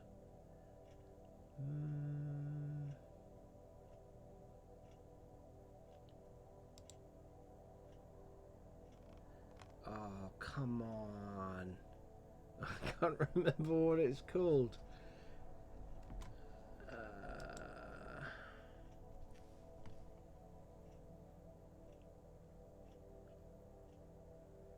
Color ramp. Oh god, how come I couldn't I couldn't remember what it was called. Okay, so we just plugged that into there. This is now going to obviously alter our, base color on that. That's absolutely fine, because we're just going to mess around, and we're going to give it some. We want the object data going in there because we're not using any UVs. So on here, let's just try and find our brown. We want it like a nice brown, dark brown, oaky kind of colour. Yeah, there we go. Okay, so now what we can do is, this is just mimicking. Again, I learned, you just learn these things as you go along, and I might actually do a variation of a slightly lighter.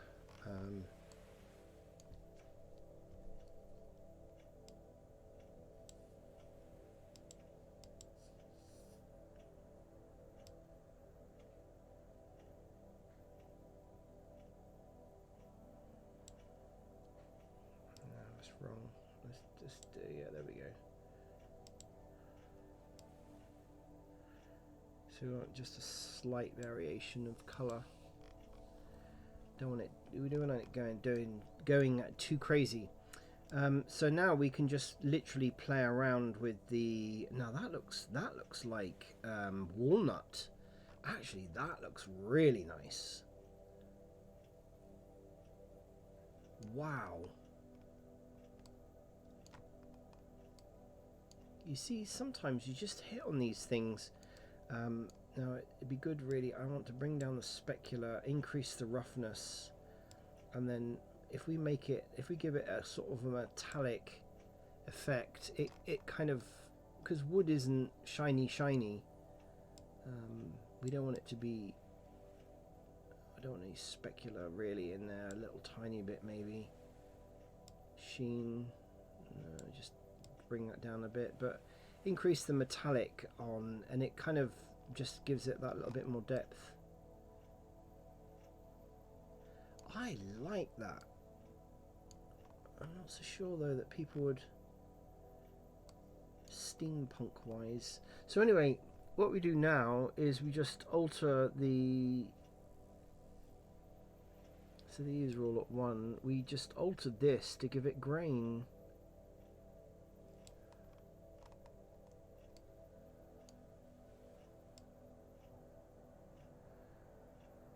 Just very, very lightly. Don't overdo it, really.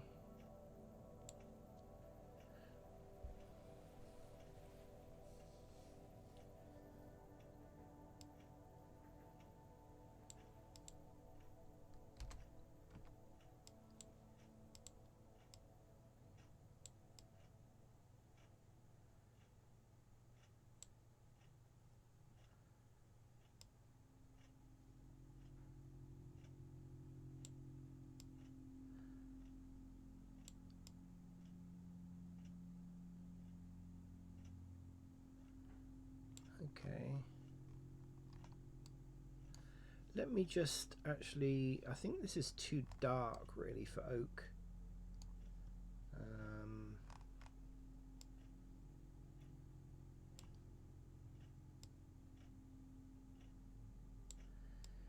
I mean, this is not an item that's going to be looked at and admired. This is just something that probably people will go and look at.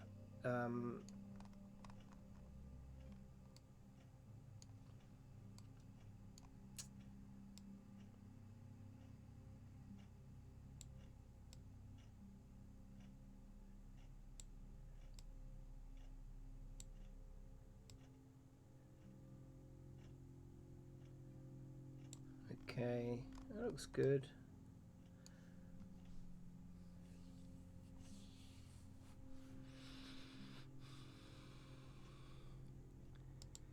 me just bring up some references for I think oak. I think I've made this. This is more like a mahogany. Yeah, you see, oak is kind of a lighter color, although it varies. Always look at reference images. Yeah, it varies, doesn't it? Old oak, yeah, it's the wrong color for oak. It needs to be lighter for sure.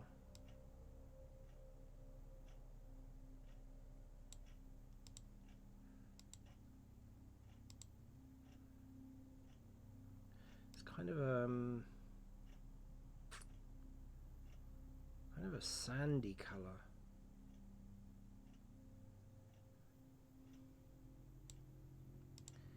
Now this, I think, needs to be lighter.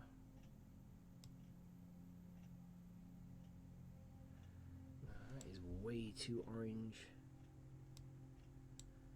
That is so orange. Why is that orange? Need like a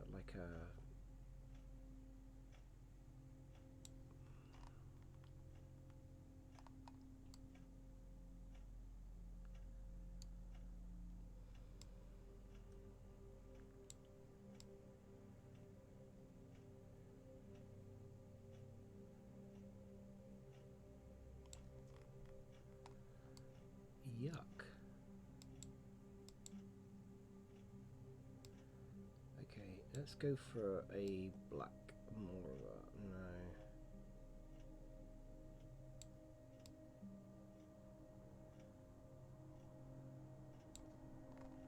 Oh, I can't seem to get the colouring right.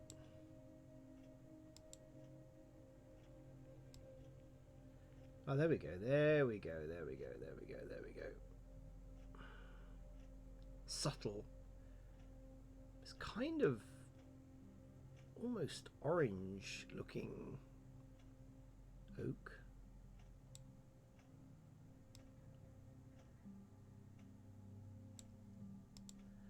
Gonna add some roughness to this as well.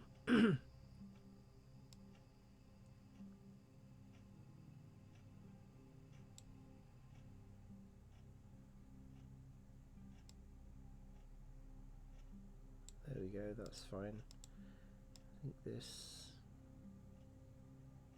yeah, that's probably about right.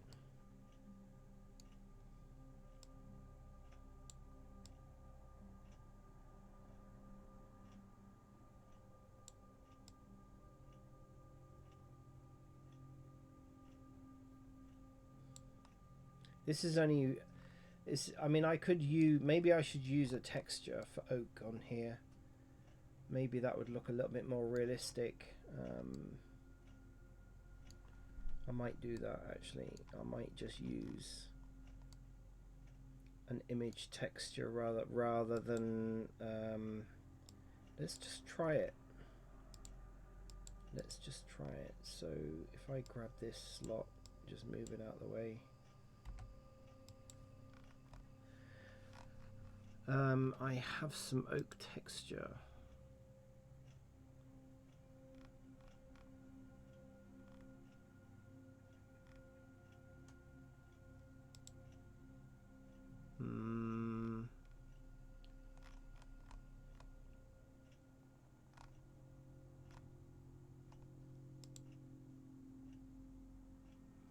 Might just use a texture image rather than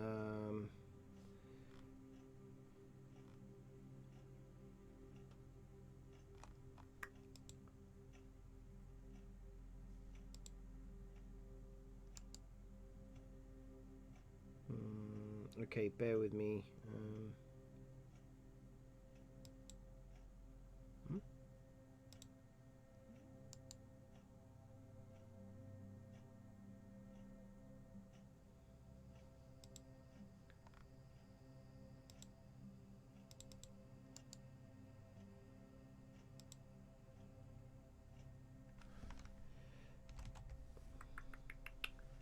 Do do do do do do do. Second Life. I've lots of textures. Wood. Right, let's just see what that looks like.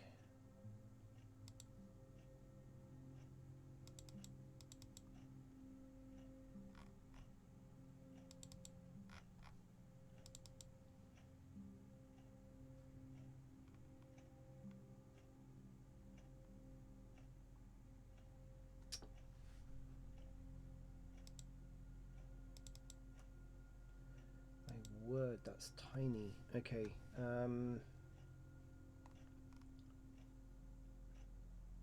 Got old wood textures. Yeah, not in oak though. Okay. Sorry. If anyone is in chat, no one's in chat.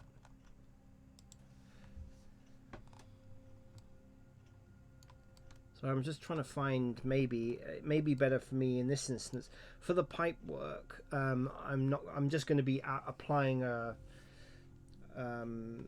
node add-on for this because that's kind of a brass looking, and the add-on will make it look very steampunky. But for the base, I'm not really that. Metal's kind of easy to make procedurally, and I only know kind of a really rough way of making wood procedurally. But if anyone knows how to do procedural wood, that would be amazing. So I'm going to look for oak wood texture free. I might just go onto textures.com actually, maybe easier to do that.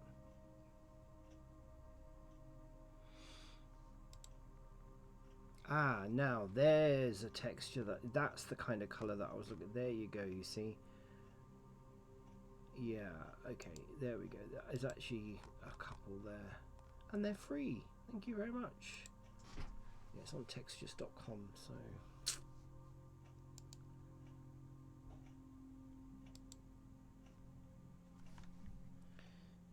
oak wood.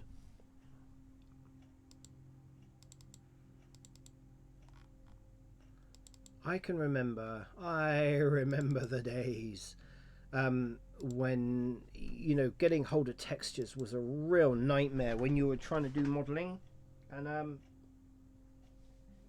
obviously one of the solutions was that you made your own textures, and of course they're not, they're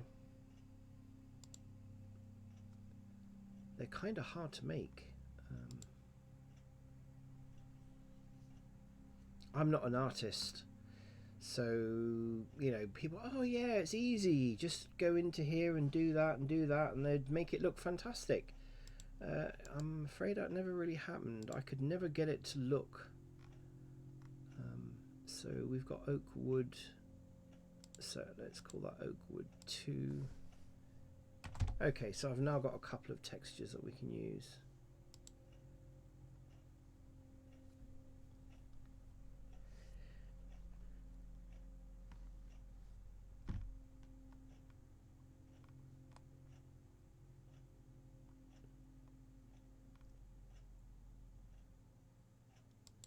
Refresh.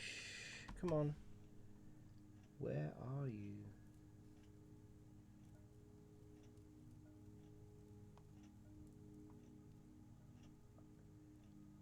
Doobie-doo. Ah, there we go. I like the darker one actually. I'm quite a big fan of.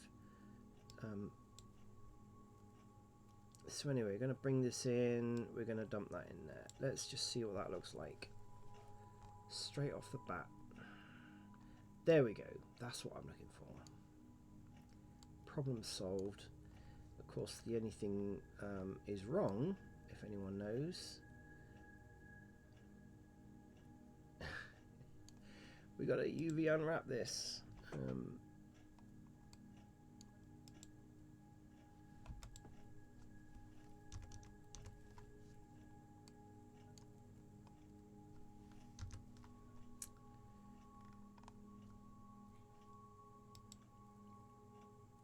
Let's see what that gives us.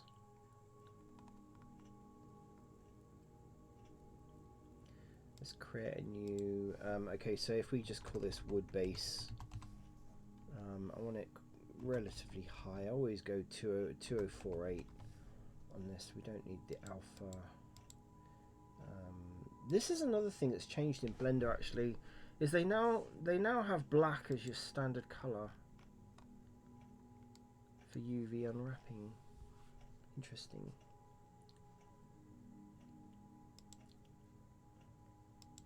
Our UV map is there.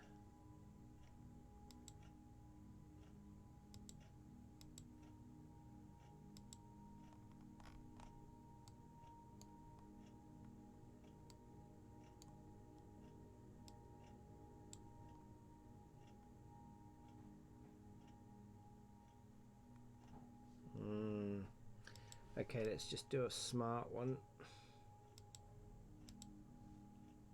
It's probably, yeah, that's probably going to be better. So this side, that looks good. The grain is going the right way. This side, the grain is going the wrong way. So rotate 90. There we go. Might need to scale that slightly so that the grain kind of looks the same. And I want the grain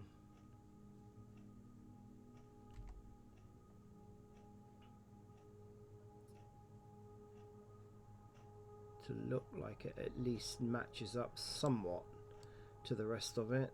That kind of looks good. Grain is going the right way there, and this end obviously is not good.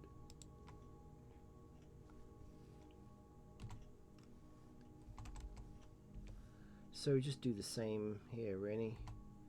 It looks about the right size. No, it isn't. So we're going to just scale that up very slightly so that at least it kind of looks like it belongs. And if we can map it so that the rings are at least kind of matching up. They might not be exactly the same. Ooh, there we go. That's probably that, isn't it? Ooh, that looks good. No, it doesn't. What about this one? What about this one? I'm looking for a knot that will match on the top of the... Ooh, there we go. That looks pretty neat. Does it? Yeah. Again, you know, somebody's not going to be looking at this thing in any real high detail. Scale. Let's bring that down, that scale, to match kind of the rest of everything. Yeah, that looks good. Yeah, I think that looks good.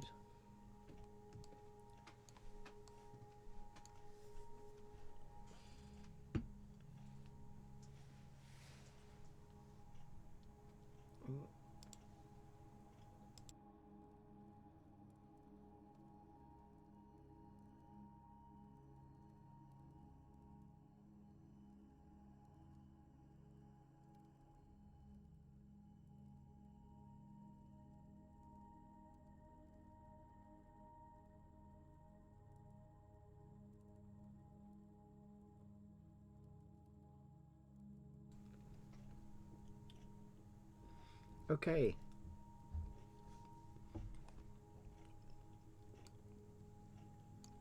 I think we're good on that. That looks nice. That looks very nice.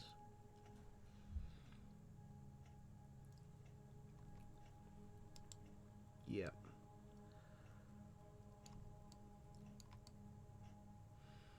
Again, we're not looking in, you know, we're not looking for this to be, the grain is all going the right way, and it looks the part. Again, no one's really in Second Life going to be looking at this that close up.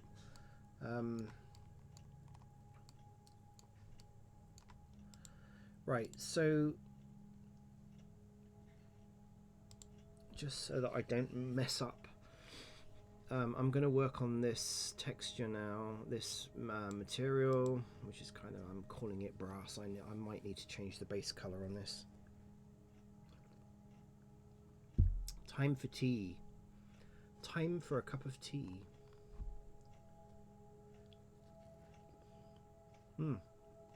Right.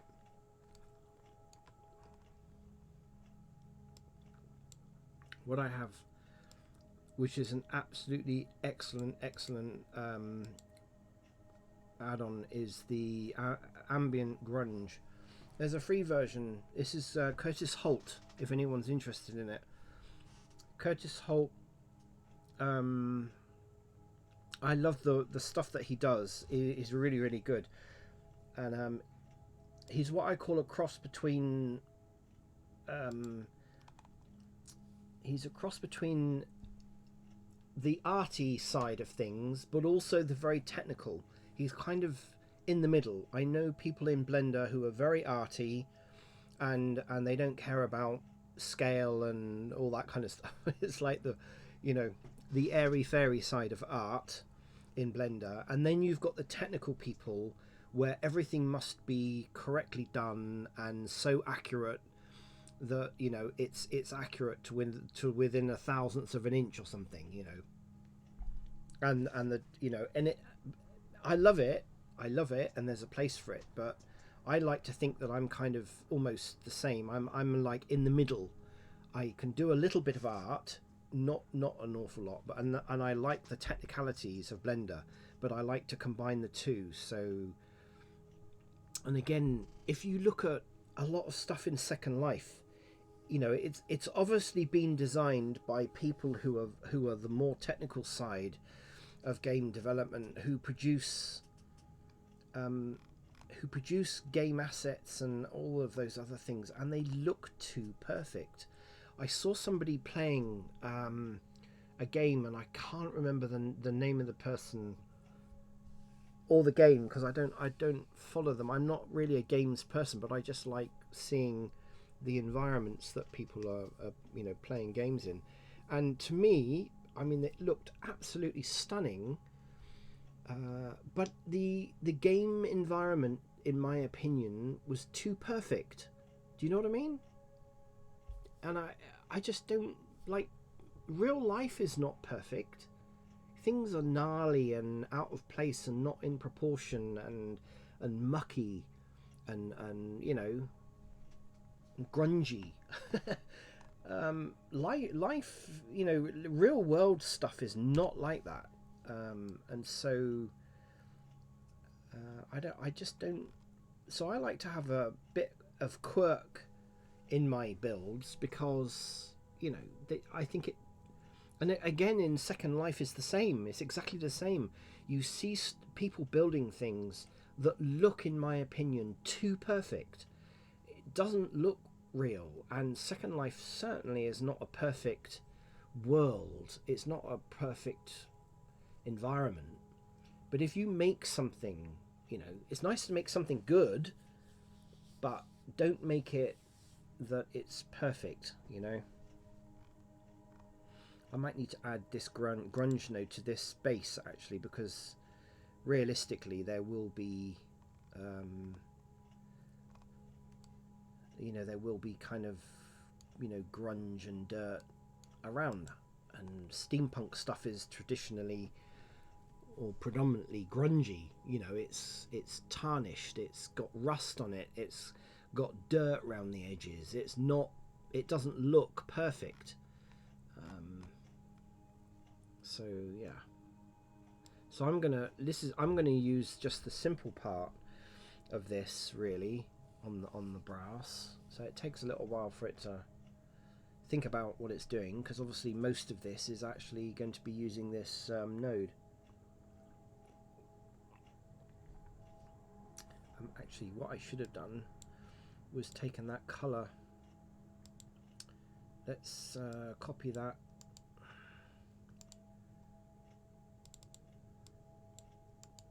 Oh, come on. Copy. Let's go in here and just put the hex code in, so we've got the same. We're working in on a color that we really like. There we go.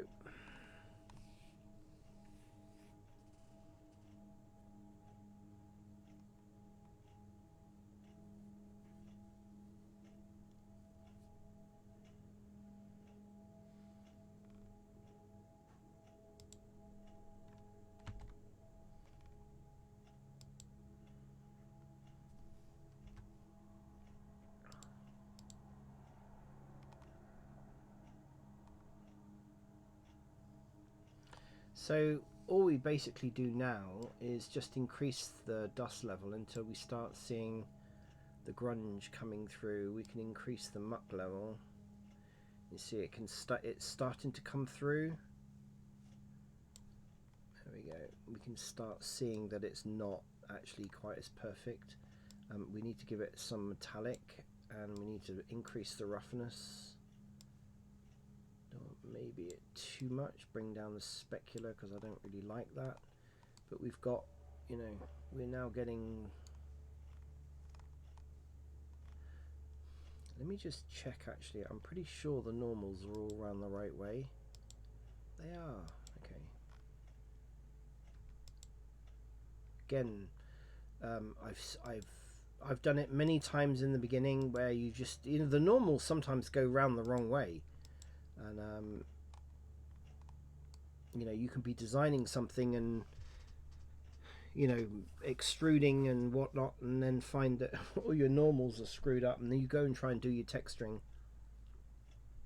and it's all back to front, and you go and bring it into Second Life, and of course you're looking at part of an object that is round the right way and some of it that's transparent, because you're looking at the inside of something.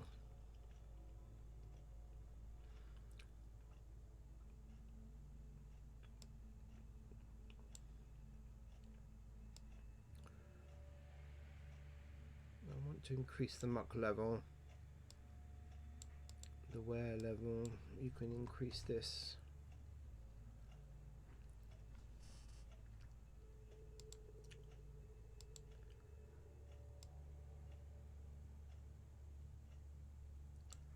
Okay, the wear color. Let's increase the ambient occlusion a bit.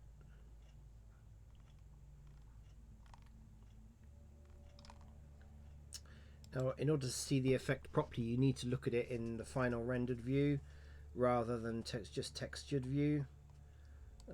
So yeah, that's looking actually really good. I like it.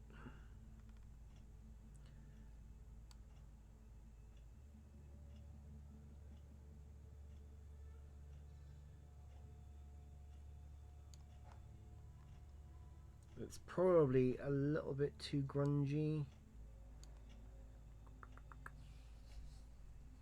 I don't know. I mean, it is supposed to be... Yeah, I mean, I think that looks good. Look at this. It's amazing the way it works. I've probably got a little bit too much muck on there. The ambient colour is fine. The dust colour, I think, needs to be maybe a little bit darker. There we go. Let's see if we can lower... I want it to look kind of brassy. Yeah, but it's kind of mucky brass. So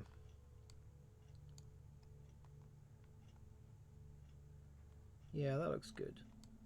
That looks good. I like that. So on the other side, it's looking good. If we increase the metallic. See, if you go all the way, it's too much. You don't really want to go all the way. Yeah, that looks good. I like that. I like that.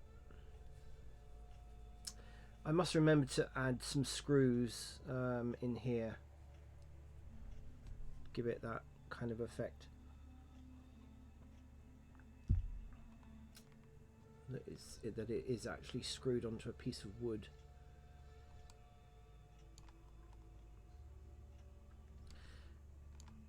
Yeah, I think that looks good. I'm happy with that.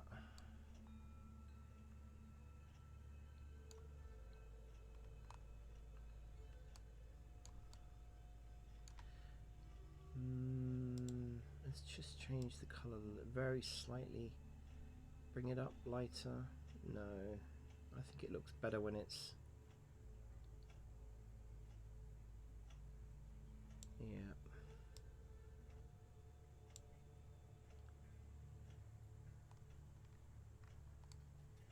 I think that looks really good. This oak now, because obviously the piping is...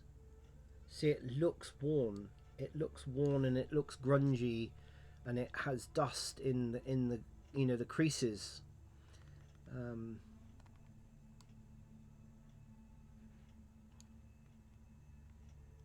I think I need to add this grunge node into this base wood.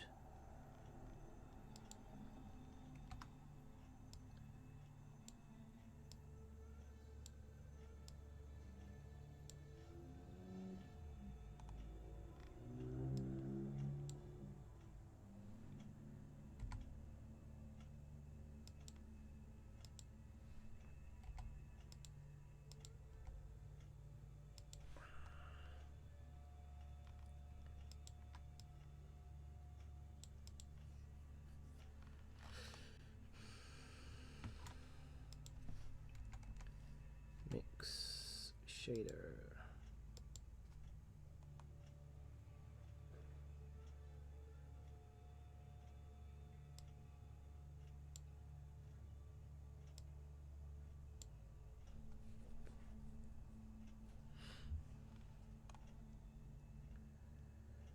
If I remember rightly, you have to do it around the other way. I think you have to put that on.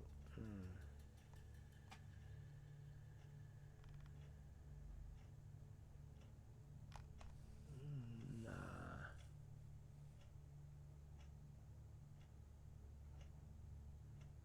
No, that's wrong, isn't it? That is wrong.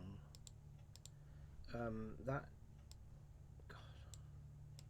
I'm not thinking today for some reason. This has got to go here. That's right.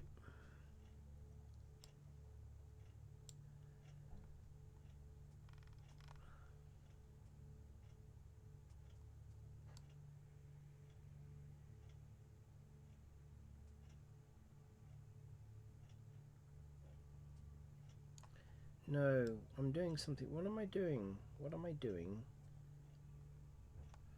God, I can't. It's bizarre, isn't it?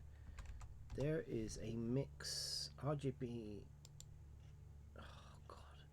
Honestly, sometimes I do wonder myself.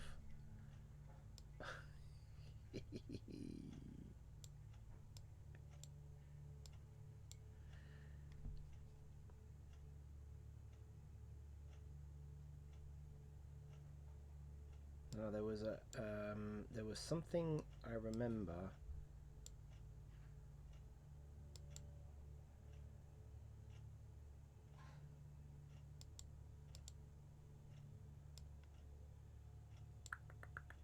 Come on.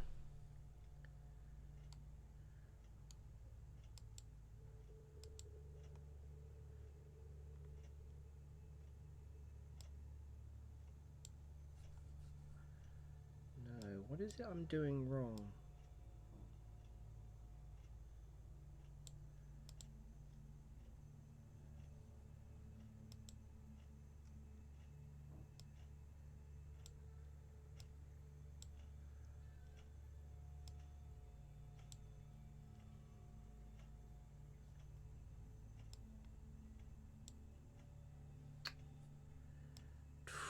I'll get it right in a minute.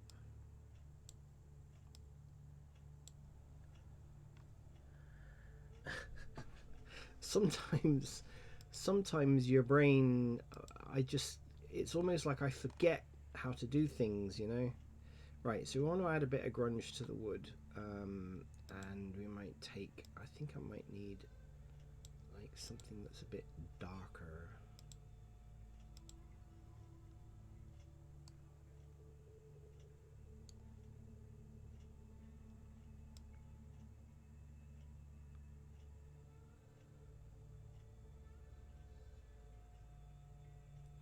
make it a bit more worn. There we go. Need the dust color a bit lower, I think. No. The wear color.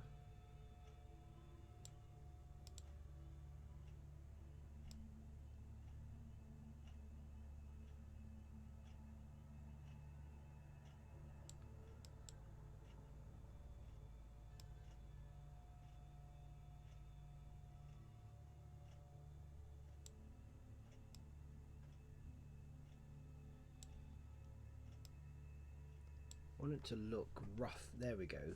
That's better. That's a much better color, and it looks a bit more rough.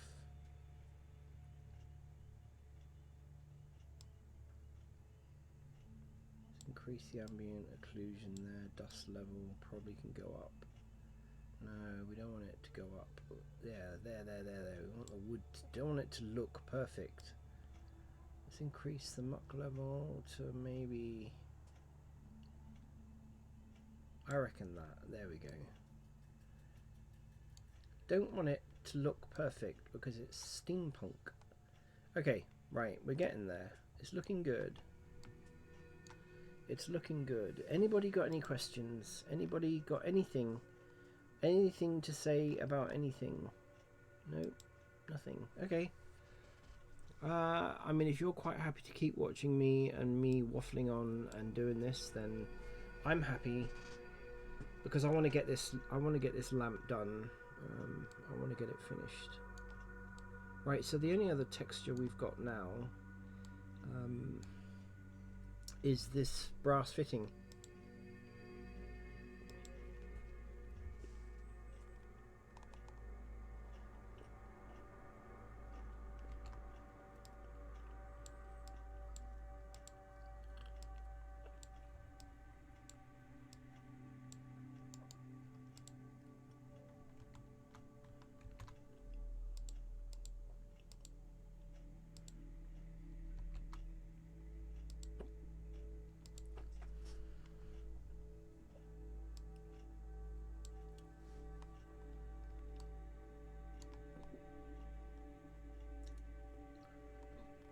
Looks a bit too mustardy to me. Let's give it a bit more metallic. Oh, we got a nice bit of grunge going on there. Really nice. Let's increase. No, we want it actually the other way.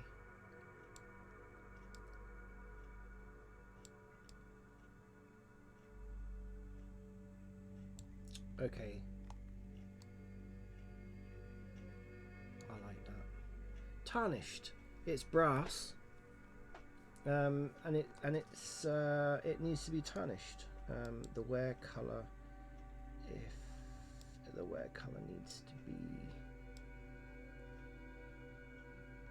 the kind of similar color to, yeah.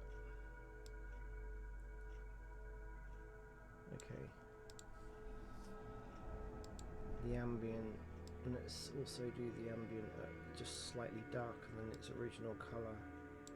There we go. That's nice. Because we got grunge in all the creases, which is really where you'd see dust and such like anyway. So dust level. Yeah, let's increase the dust level a bit. The muck. Let's just lessen it down. We don't want too much ambient occlusion. We don't want it too much again, because the detail is not going to be seen in Second Life. Okay, that is looking good. I like that.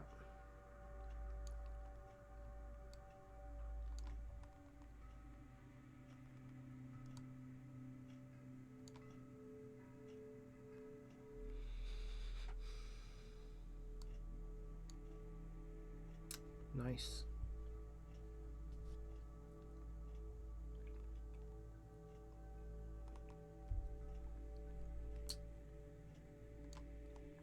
Let's give a bit of depth to the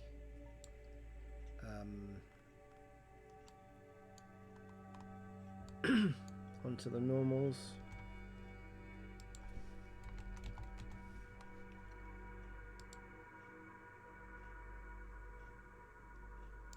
Nope.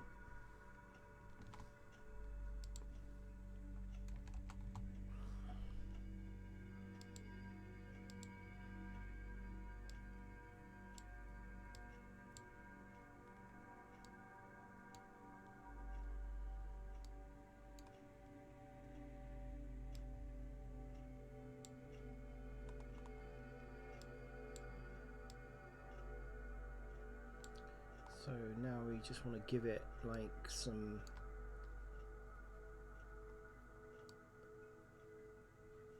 virtual depth of why is my world kind of, oh, crikey, no wonder it looks so dark. Okay.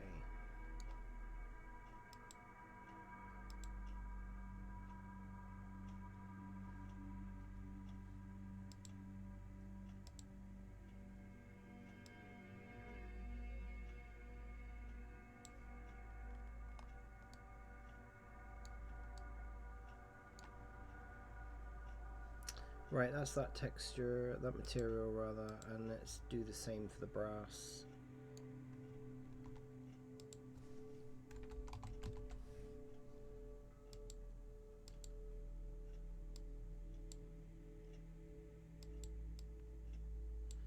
I'm glad that the Blender now, you don't have to keep clicking on G to move a node around. You can just pick it up and move it, which again never really made sense to me, why you always had to actually, what if we plug that in there? Ooh, oh no, that's way over. Okay, let's bring the, wow, okay, ooh, like that.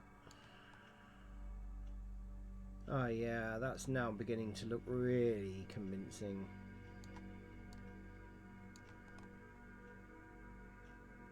Oh yeah, I like that. Right. Why is this one gone all terribly yuck? Old socket. Oh, okay.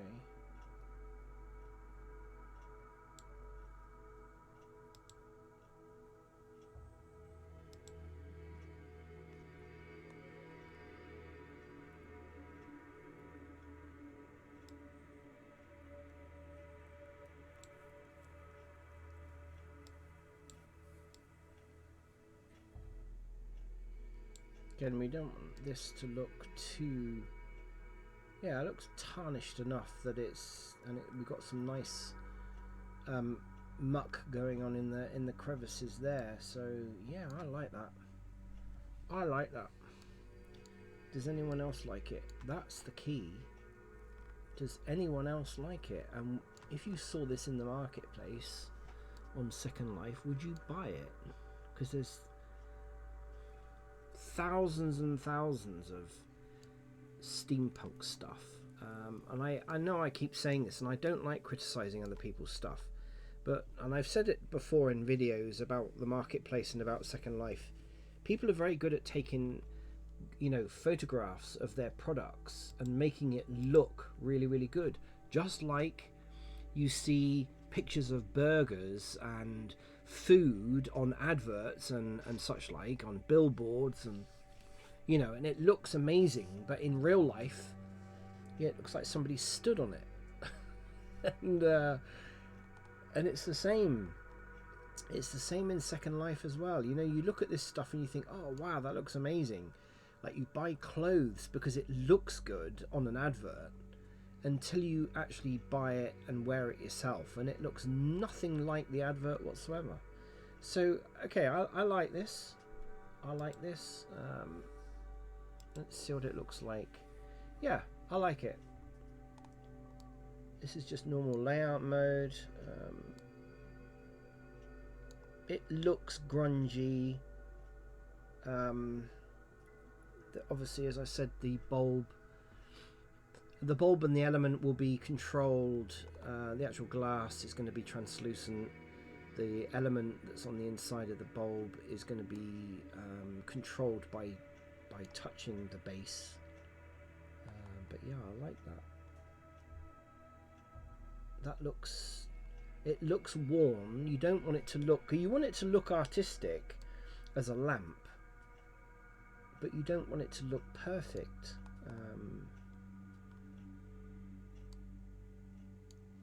Anyone got any opinions? I would love somebody to say that looks absolute shit, I wouldn't buy it, or hey, it looks okay. But I don't get any comments on any of my stuff. Come on, I wanna feedback. Any feedback is better than no feedback.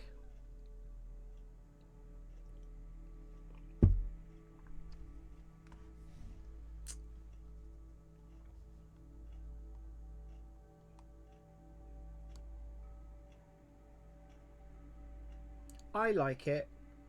I think the people that I know that I'm going to be giving this to as a gift, I think they will like it.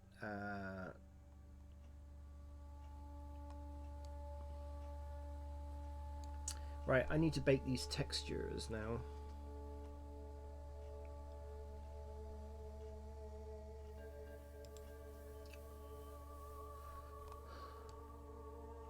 So you see what this looks like really heavily polished brass, but the reality is when the texture is baked it won't look anything like that. I have tried so often, because this is what it looks like in the real environment. It may or may not look, when I've brought textures into Second Life that look like this, you know, you don't get that texture.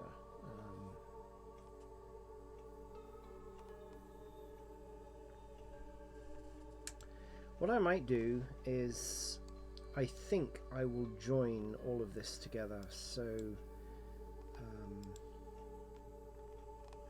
because the pipe doesn't really need to be just, you know, it doesn't need to be. It needs to be all sort of one thing, I think, really.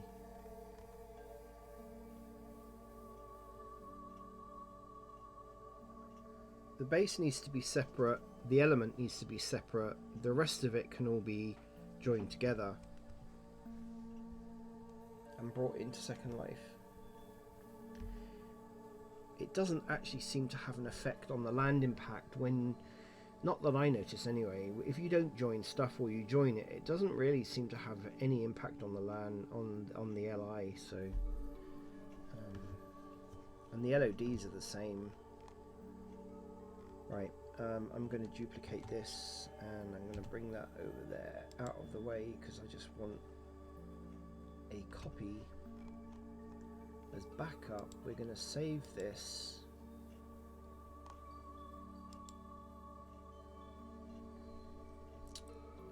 I'm going to join all the pipe together.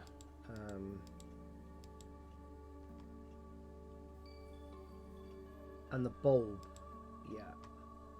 The bulb needs, I think all of that can be joined together, and then there's basically going to be three parts to this. There's going to be the pipe with the glass, and the base will be separate. Actually, does the base need to be separate? I don't think it does, because it won't really matter too much where somebody clicks on this as long as it switches the light up and down. Okay, we're going to do that. We're going to join this, and then we've got two parts to this. One which is the element, and then this is going to be the lamp.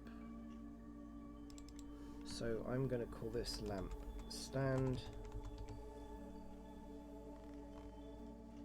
and then the only other thing that we've got is the element, which is on the inside. That's it. We've got two parts to this.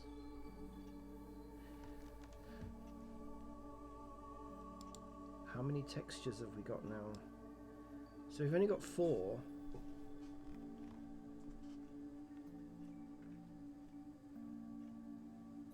So So I need to bake now a texture for this into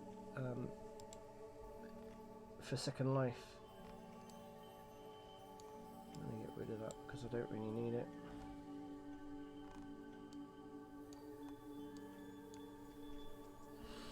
So what we do is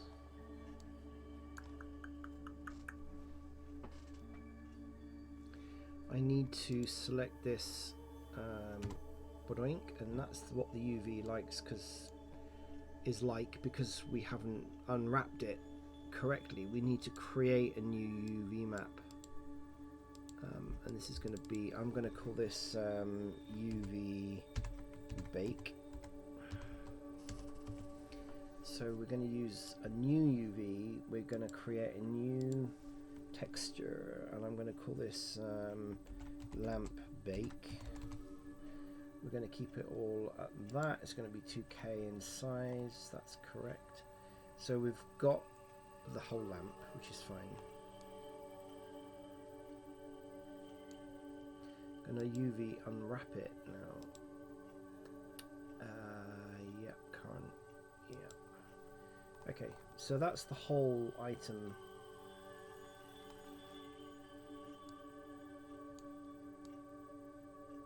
Cool. They are seriously working on their UV mapping now. Wow. Wow. Well done, Blender.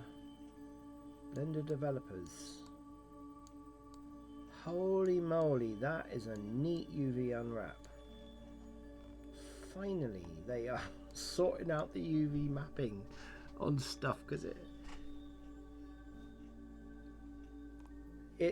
was very, very hit and miss before.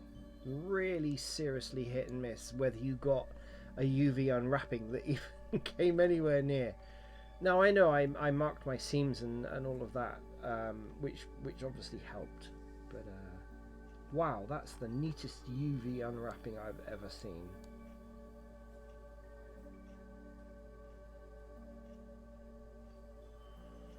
Which is fine because we're just using procedural texturing. Do I want to mess this up? If I select all that,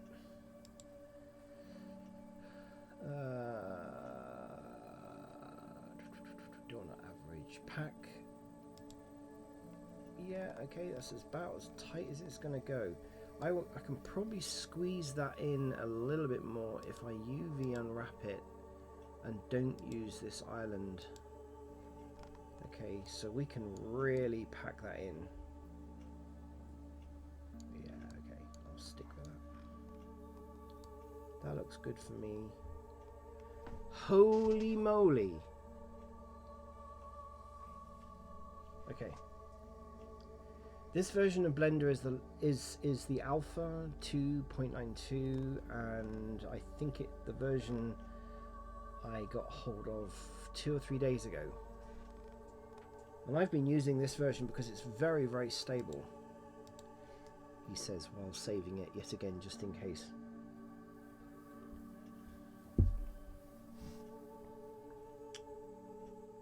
Wow. I'm impressed with that unwrapping. Right, so we've got that. We've got 4 textures basically to bake. Let's start off with this one. So I'm going to go texture. You don't have to use the UV, but I always like to use it anyway because sometimes Blender gets a little bit confused about which UV it's supposed to be using.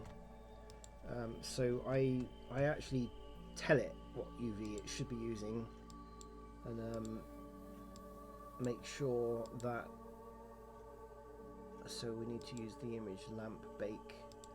Okay, so I'm going to highlight both of those.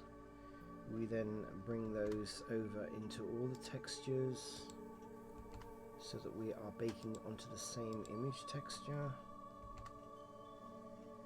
Okay.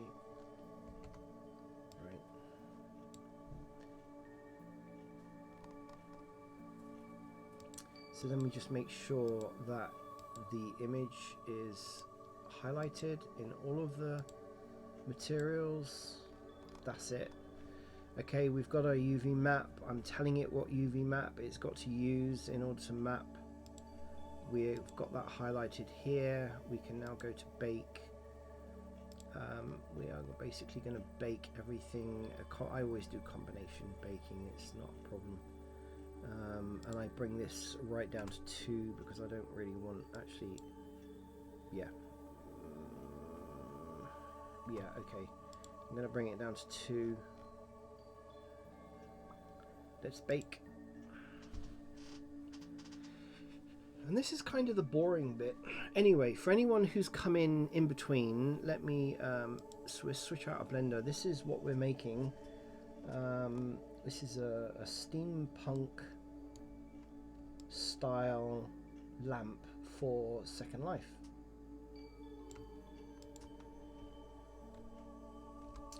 Let me go in a bit closer. Okay, so I had this idea yesterday after finishing my stream of the lighthouse build, which I have yet to texture. And so this is what I'm building. This was the original size straight out, you know, from my doodlings yesterday, of messing around in Blender and thinking I'll have a go at making a steampunk lamp, and ended up actually, like, so many times that I've doodled around in Blender, and ended up actually my doodles turn into a working project. So found that when I brought it in to the beta server, that it was too small, really. If you look at the comparison of my character here, who is smaller than normal, but anyway, the lamp is too small, and really it needs to be a little bit more oversized for Second Life. It just looks, scale wise, it looks all right. And people can actually resize it themselves if they really want to. Anyway, they can you know, resize it a little bit if they want it bigger or smaller. It's up to them, really.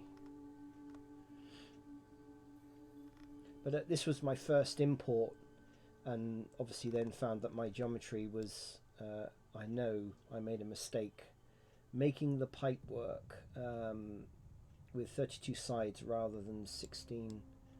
But this is just generally how it's going to look, and we'll find out what it's going to look like with the textures on it in a moment, because we will upload it again, and I need to create a physics model for this as well.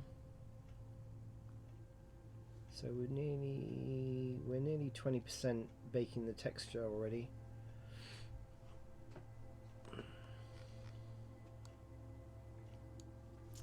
So yeah, this is what it's going to look like, and basically people are going to touch the, you know, when they touch the base or the pipe work, it's going to adjust the light level. So obviously it will default to off, and then when they touch it, the lamp will come on. Now I can either have it menu driven, which I've got a rather nice script I made many years ago,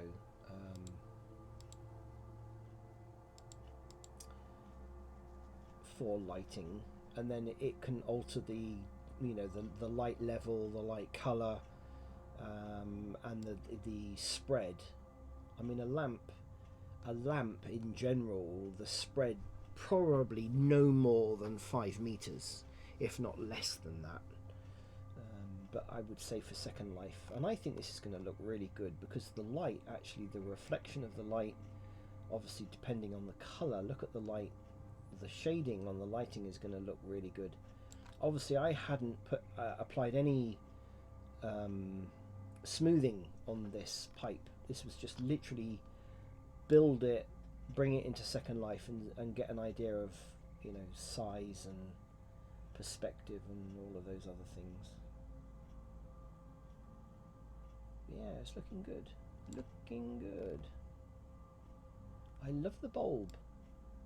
I I think the bulb looks quite good. I was kind of I was trying to think of a way of making the bulb, at least the element, to look interesting. But yeah, I think that looks relatively steampunky. Okay, the baking's going to take a little while. Anybody got any questions? I do keep popping in and out of chat to see whether anyone's got any questions. One day somebody's going to ask me a question. I'm quite new to Twitch. I've been around Twitch for quite a number of years. I've known about it, but it was obviously years and years ago. It was predominantly, when it first started, it was all about gaming. But obviously now there's so many genres of interests and such like, which I think is absolutely amazing. I was predominantly a YouTube person. I had a Second Life channel in YouTube, and YouTube, in my opinion, is dying. If not, it's already dead, and it's just floundering. Which I find I think is a real shame.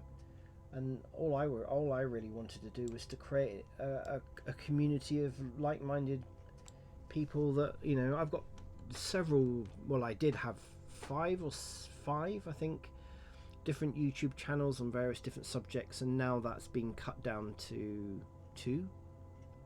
I just got rid of the other channels, which was actually my second Life channel. I used to do an awful lot of machinima, video, photography, all sorts of stuff in Second Life for different people, and I don't know what's wrong with YouTube. YouTube is just dying. I used to get thousands of views on my videos, and now I'm lucky if I get 30.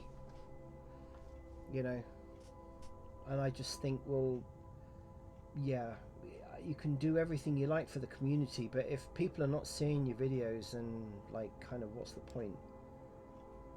If you're not coming up on any sort of search, and then I just don't see the point. I really just don't see the point in it. And it takes a lot to create videos, whereas streaming live doesn't not that it doesn't take any effort, but it's real life. It's in real life stuff, and I just think there's a different dynamic to streaming live and sharing what you want to do, and then obviously people can watch your videos later on if they want to, and there's a lot of people that I follow are in different time zones, and I can't follow them live, not all the time. They might start off 8 o'clock, 9 p.m. at night, but then they'll go all the way through till maybe midnight or 1 or 2 a.m. in the morning, and of course I'm not going to stay up that late, so I'll watch their videos the following day, and you don't get that with YouTube. I'm afraid there is no community, in my opinion, on YouTube. I've been on YouTube from the very, very early days of YouTube, and I hate to say, but it used to be really, really good, and now it isn't. I don't know what it is now. I really don't know. It's difficult to figure out where YouTube is going to go, if at all anything. I have no idea.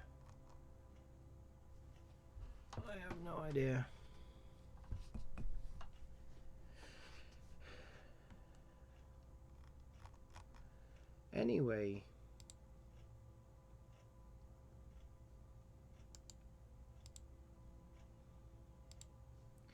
if any of the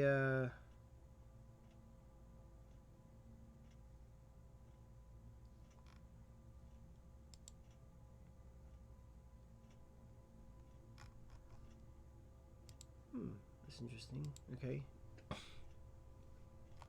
I just saw someone come up online and then they disappeared. I mean, if anyone watching at the moment wants to follow me, then that would be really appreciated. What is my music doing? Okay, my music is doing, yeah, okay, is doing good.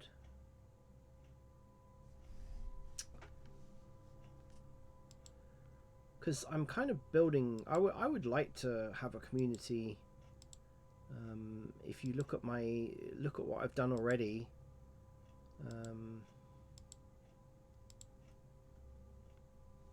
okay, so we're up to 60%. Really predominantly on this channel, I had all sorts of ideas about this Twitch channel in the beginning, but you know, the tagline down the bottom. I mean, I'm a qualified psychologist, and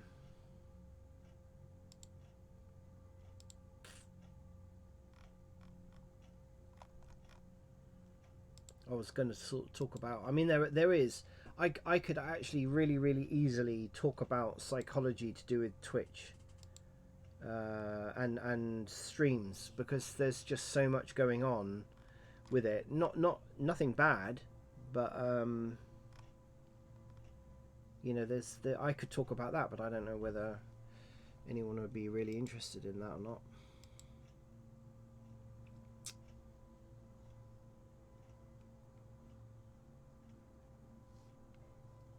But this channel really, I think, has just turned into more of kind of Second Life Blender, really, and people are watching my videos.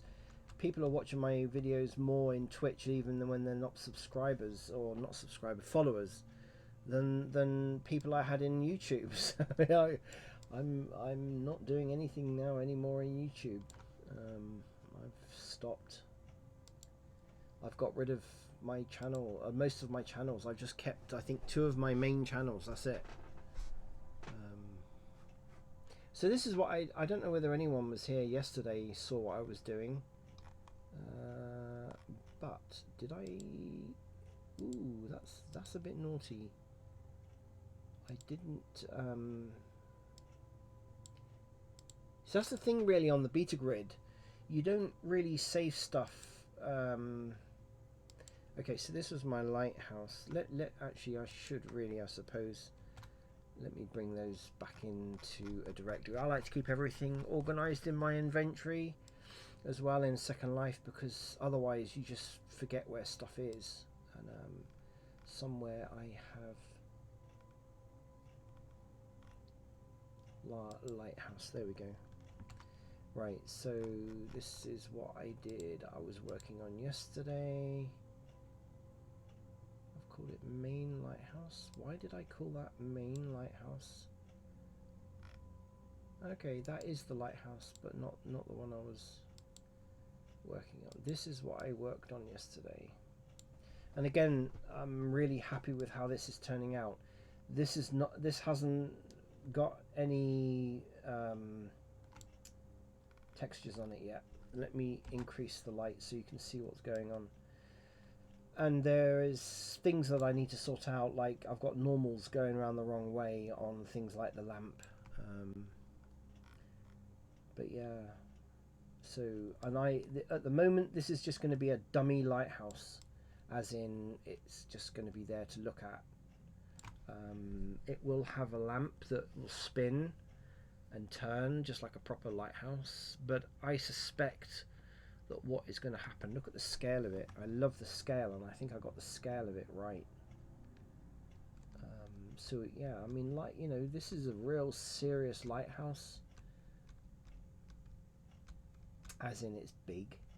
I like the rail. I did the rail yesterday. I corrected a lot of the geometry, but you know, physics are fantastic because I can walk up here, and I think the rail with regard to the doors, you know, is again, I think I got the scale right. Ooh, okay, texture's done on the lamp. Let's see what that looks like. Oh, very nice. very nice. The texture came out really well. I'm going to save the texture. We're in Steampunk Lamp Bake. That will be absolutely fine. We'll come back to Blender in a minute.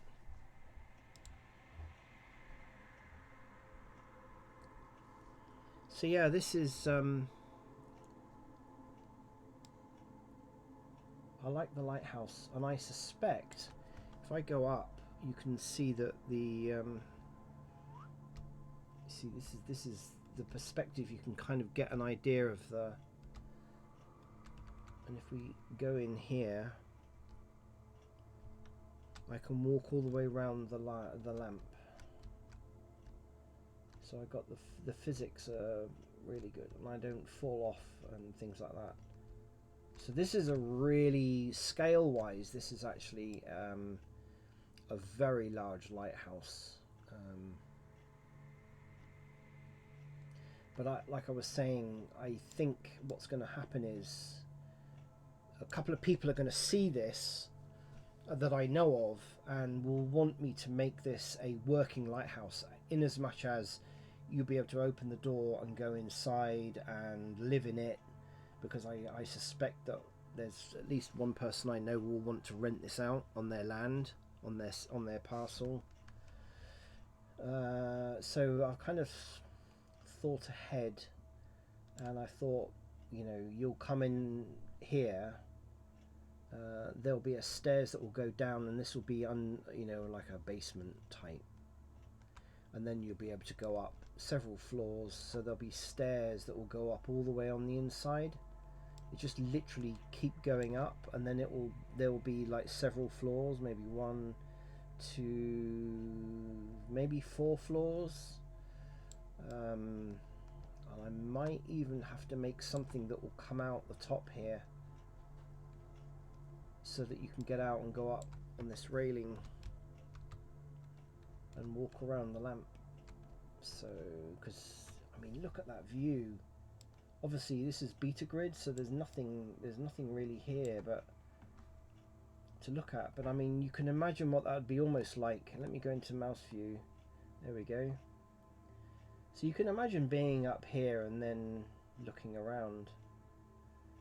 You know, it's impressive.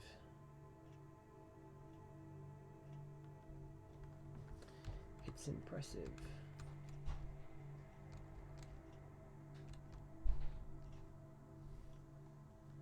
So anyway, let's come up out of here. I'm going to jump down and fall on the ground and splat.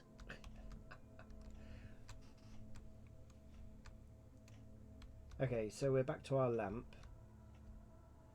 We're back to our lamp, which I have now finished baking the texture for. So if we go back to night mode, it looks so much impressive, so much more impressive in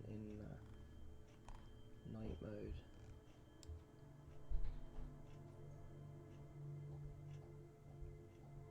So let me switch back to Blender. Right, we're back in Blender. The texture has been rendered out. It looks good to me. We've got ambient, we've got shadow, we've got, it looks worn. We can make it look slightly better in Second Life if we need to. I suspect the brass bit I could add. Look at the grunge. Look at the grunge on here, and the wearing, and I love it. I love that grunge node. It's really, the ambient grunge node is really, really good. So anyway, I've baked the texture. We're now going to save the texture and then export this model out and see what it looks like.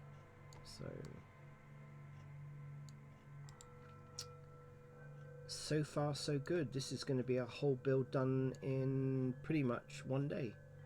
Well, actually not even one day, a few hours. So this is our texture that's been baked. We're going to have 4, 5, Second Life only likes a maximum of 8 materials and textures on any one model. You can always upload extra textures, it's not a problem. I always thought that was it, but it is on a straight import into Second Life. So anyway, we're gonna see what this lamp looks like with the textures on there.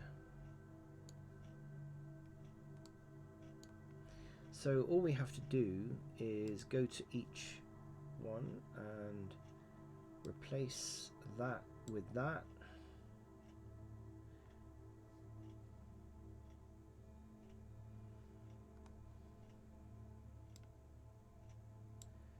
We can take that off.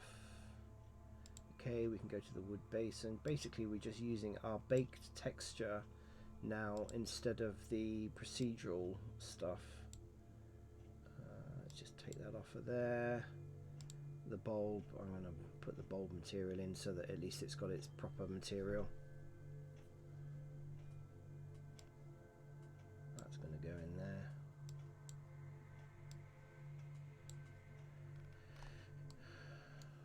So that's what it looks like. Real life, that's what it looks like. I don't know quite why they do that, but anyway, I like the shadowing, I like the ambient occlusion, I like the roughness of it, so it's got texture, as in, you know, it looks like it's got a certain element of roughness to it. Brilliant. So we now have this model. We're going to highlight this. Oh, hang on, I nearly forgot. We need to build a physics model. So all I'm going to do for the physics model, because then I know that I'm getting it all around the right way. Let's select that. Shift D, duplicate it, separate it by selection. Boink. I'm going to select this. I need to call it. What's its default name? Probably lamp something or other. Yeah. So I'm just going to call this lamp stand lamp stand, and just call it physics. There we go.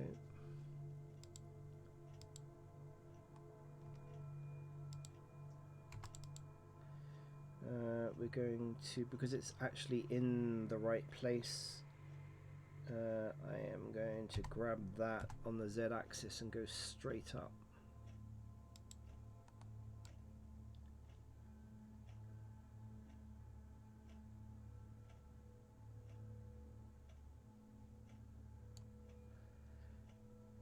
Let's fill the top. And that's sticking out a bit there, so let's G on the X, and let's just bring that out so that it's just touching that edge. Right.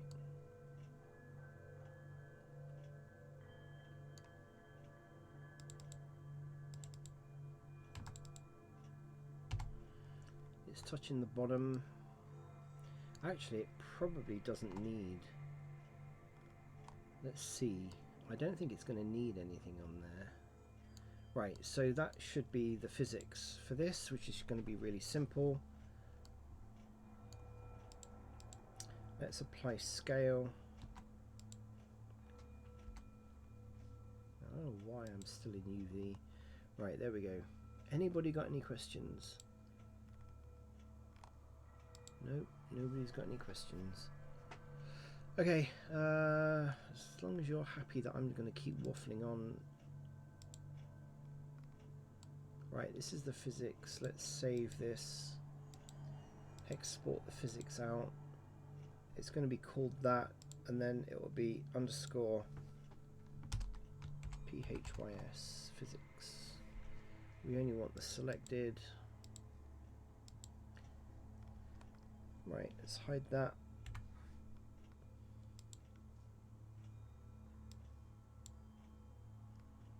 Right, we've got that lamp. We want that to be the root. So we've got the element, and then that's going to be the root. Export colada. We're going to call this, it's E, that's correct, because the name is revision E. We only want selected, blah blah blah, export. Okay, let's see what that looks like in Second Life. We can get rid of this now.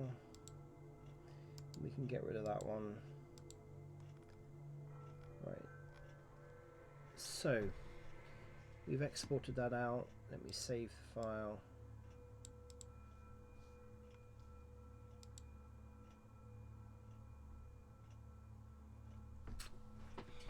Wow, been streaming for nearly 4 hours. Okay, let's go back to Second Life. We're going to now import our model that has been resized, and everything is textured. It's the whole kit caboodle.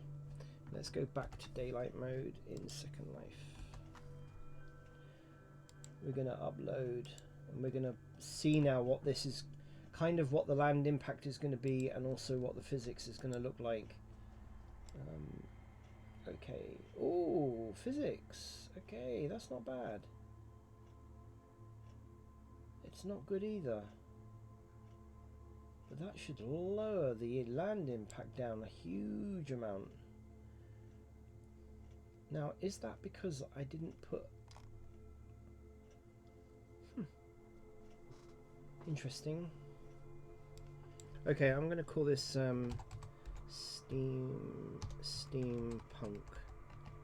Lamp 01E, because that's the revision.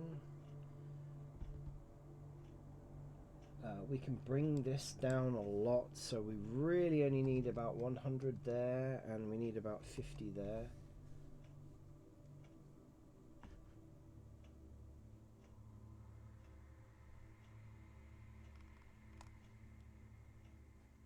Let's just see what that's going to cost and what the land impact is. Wow! Wow, land impact is only 2.6.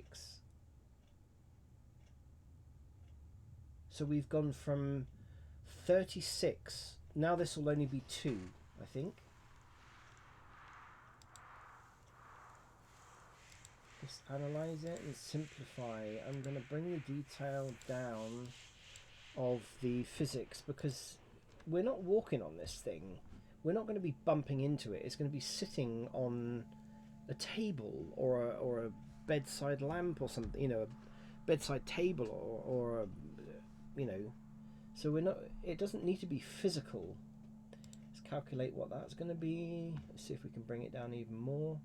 Still only 2.6. We will need to upload the textures, and that's what it's going to look like with the texture applied. I think this is going to look pretty neat, actually. So the cost goes up, obviously, because we're paying for the texture. We're not only paying for the item itself, but we're also paying for the textures. And there's only one texture, so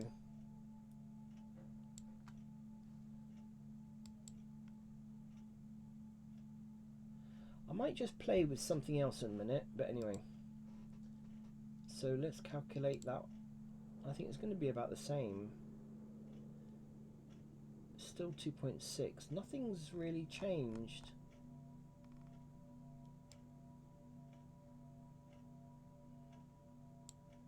I'm happy with that. Let's upload it.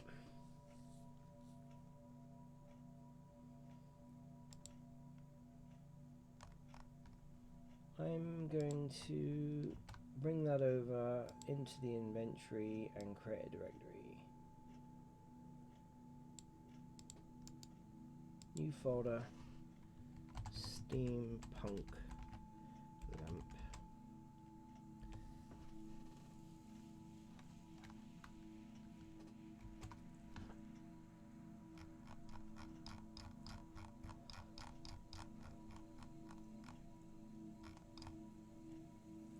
I might do a stream actually of to showcase all of my stuff. Wow, okay. That has come out a lot better than I expected it to. Ooh, I can see something wrong there. See, this is why sometimes, oh dear.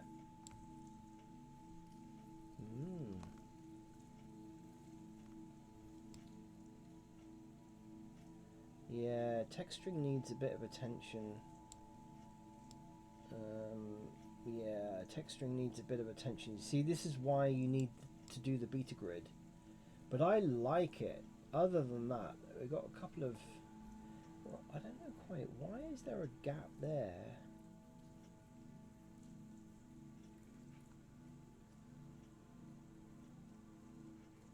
Why is there a gap there? Maybe the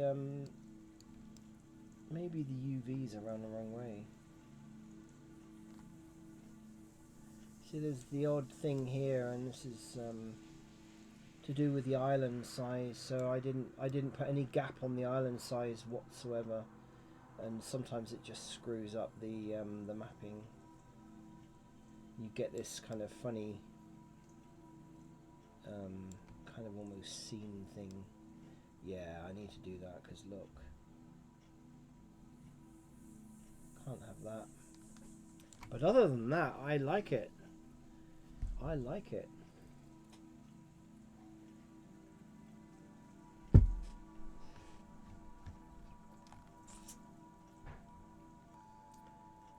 So I'm looking at my model. Oh yeah, I can see there's a gap.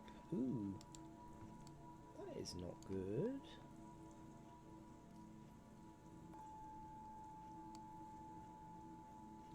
Interesting. How did I mix that? I missed that.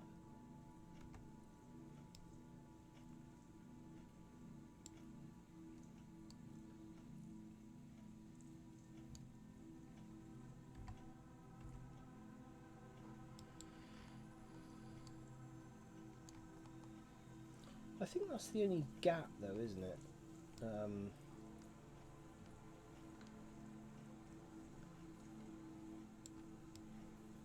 Yeah, I need to redo the texturing. It's because I didn't put any island. I didn't put any distance between the UV map islands, and so you get this kind of, you know. But other than that, I like it. I can see it. Is there a gap there as well? No, there isn't. Okay.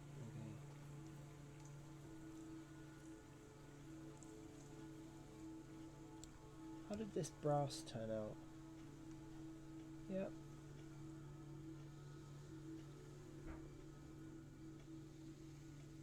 Looks good. I like the size. I think scale wise it's about right for Second Life. And let's just make sure that the element got imported in. Yeah, the element got imported in as well, so that's fine. Okay, back to Blender to tidy up.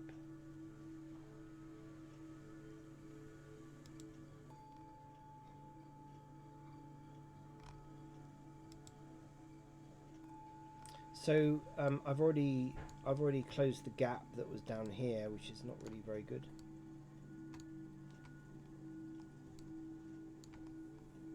Don't know quite how I missed that. Sometimes this is a good idea to,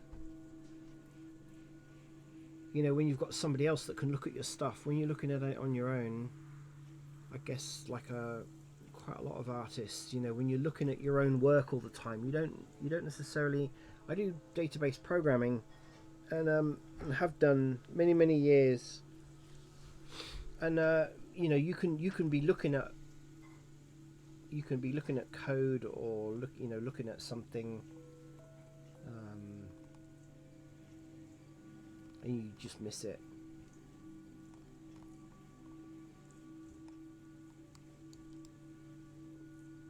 Yeah, we need islands in our UV map.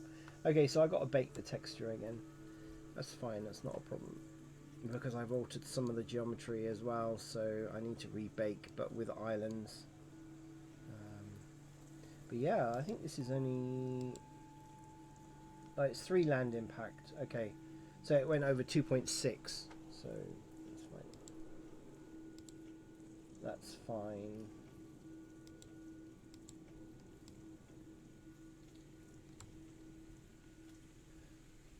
I think really I need to try and get it down to at least 1 or 2, and that let me do some tests on. Yeah, it's the detail level is too high for a lamp, so I can actually bring that down a lot more, I think, and make it just 1 land impact.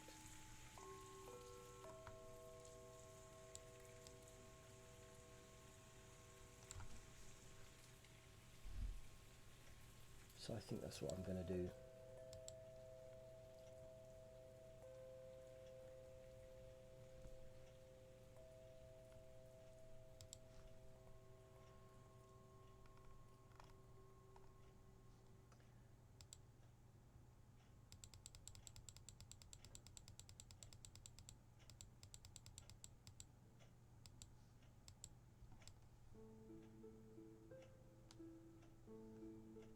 Sorry, I'm just playing with the transparency and second life of the bulb, and yeah, the texture is screwed up.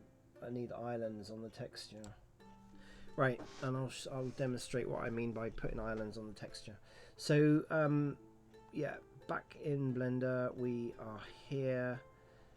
Let's go back to UV editing. So this was obviously our texture, and I think what's happened is that because I didn't put islands in, some of the distance, the island distance is too close to some of the, and of course, you know, when you've got various contrasting parts of the image are touching, and they're causing all these little anomalies. So we definitely need islands. But I need to re-UV this because obviously I've changed the...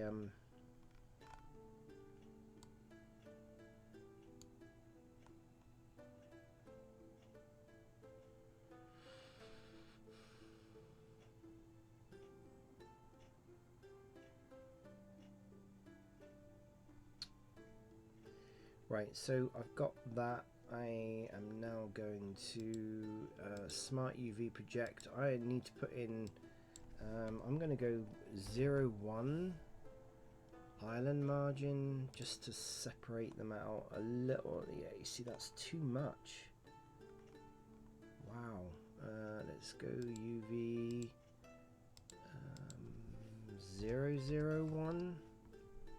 They've changed this island margin tolerance. Yeah, that's better. You see, so now we've got a tiny little gap in between, and when I baked I said I wanted like 2 pixels, you know, I could go 2 pixels outside of it, and of course, you know, the islands had no gap in between, so when you go 2 pixels, I'll show you in a minute what I mean by that. So that's perfect UV unwrap again, which is excellent. When we go back to, right, so we need to undo all of this again. So we need to reconnect all this back up for each of the textures. The normals back in the normals, the color in the color.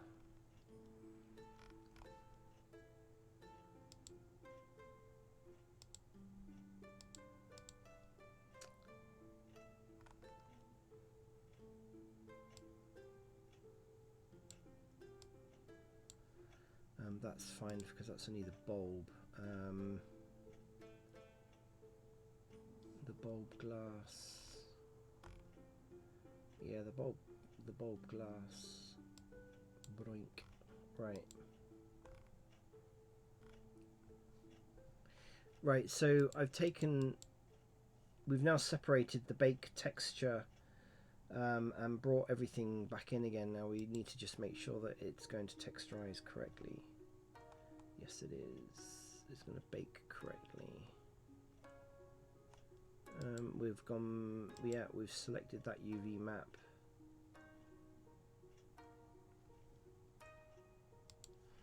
Right, so we need to go through each of the materials again to make sure that we've highlighted the right texture.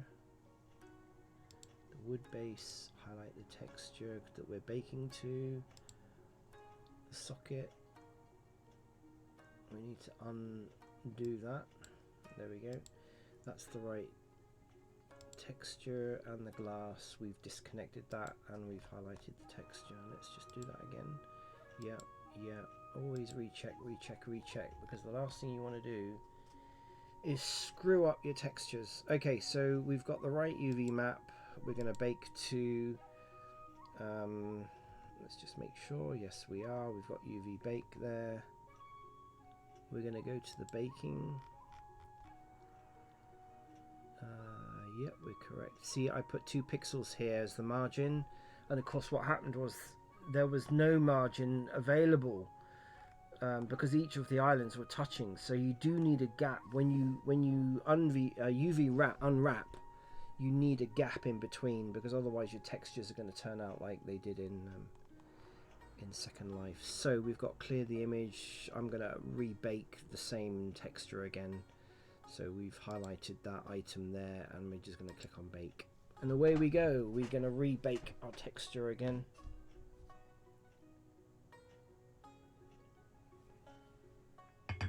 Now, of course, this is why I keep saying about the beta grid. I just don't think a lot of people realize how important the beta grid is if you're a builder. If you make stuff for Second Life, otherwise this would have started costing me, you know, not a vast amount of money, but it would have cost me quite a bit of money. Something else I'm going to be working on, which I don't think I have. I've not done a video actually about this, and it's going to go rather well with this lighthouse. It's a build that I did last year.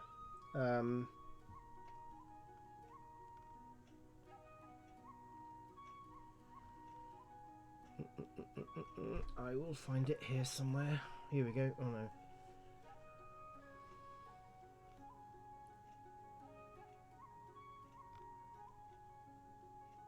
Here we go. Yeah, I haven't worked on this for quite a while, and it's something I need to finish. And I don't know, but it works really well. So let's see where this is gonna come out. This is my steamship.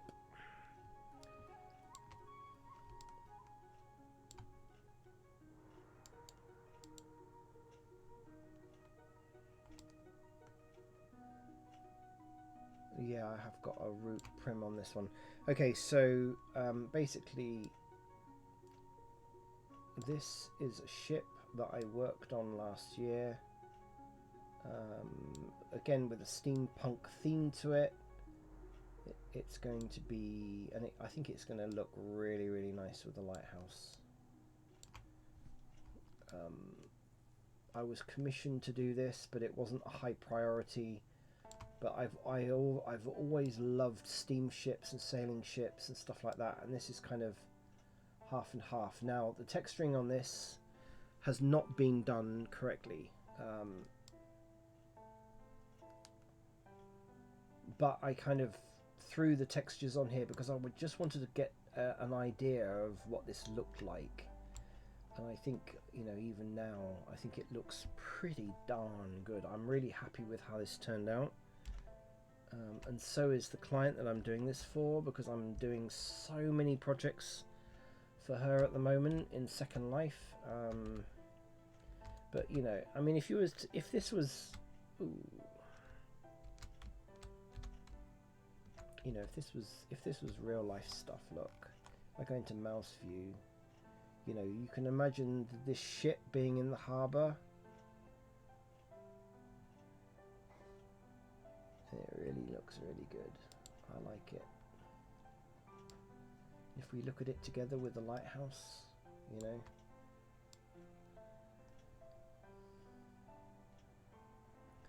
But yeah, I need to work on this. I might work on this sometime soon.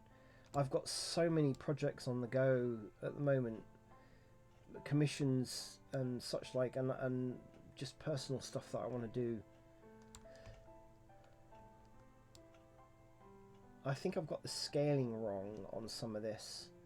I built this in Blender. This is actually based on a real life ship, and I've kind of steampunked it a little bit, but it's 129 meters long. In real life, the ship is 129 meters long, but obviously I brought this in Second Life in one large mesh, and the biggest you can bring anything into Second Life is 64 meters. So there's a limit. So in order for me to do this ship properly in Second Life, I've got to split it up, and I will do that anyway because there's too many textures. I mean, it's there's a lot of textures with this. But I like the ship, and there's a lot of things that need attention. You know, like that, like the wheelhouse, for instance. You know, it needs, obviously, the mesh needs to be done properly, because obviously somebody's going to be. And again, I've already been told this was only supposed to be a dummy ship. And then I got told that they would like to actually have it as a real life ship that you can go aboard and roleplay on. So they want the ship to have, you know, like the cabins and the wheelhouse and things like that. They want all this to have physics with it, so that they can do things. Yeah, I haven't done anything. You see, I can see it. I put a bevel on the thing, and I didn't do the decking properly. But yeah, it's not really textured correctly. But I think it looks good. I think it looks really good. Okay, texture is still baking at the moment in Blender.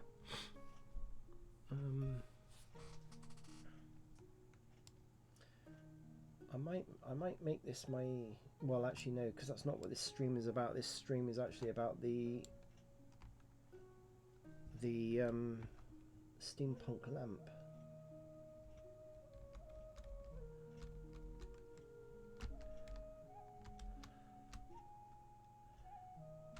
Let's fall on the ground again. Okay, so we're going to have a new lamp, a new texture, and hopefully the texturing will be a lot better, and I'll use this as an example of bad texturing and bad modeling because I missed stuff. Actually, well, I mean, no one's saying anything. I was wondering whether anyone would be interested in how you do scripting in Second Life to actually make this lamp work. I don't know whether anyone's going to be interested in seeing that kind of thing, or whether you're here just for Blender or Second Life. Either one.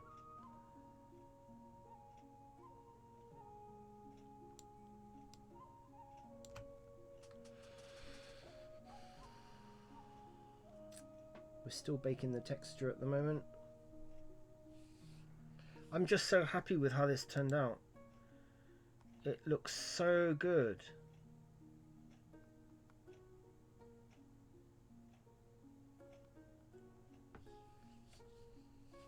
I don't know whether I should put I think I might put screws on here, on the base, to make it look like it's actually, you know, it's been screwed to the base. Is that, you know, is anyone going to really notice whether that's been screwed to the base or not? It's just adding more geometry.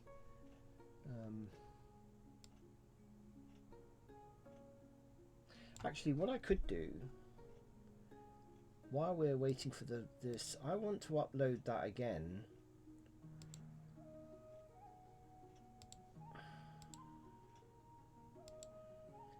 let's upload the mesh model again, but without the physics.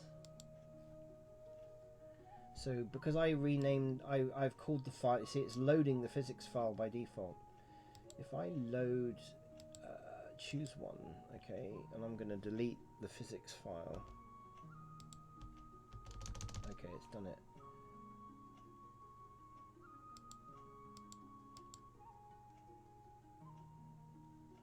So if I choose the lowest physics, analyze, simplify.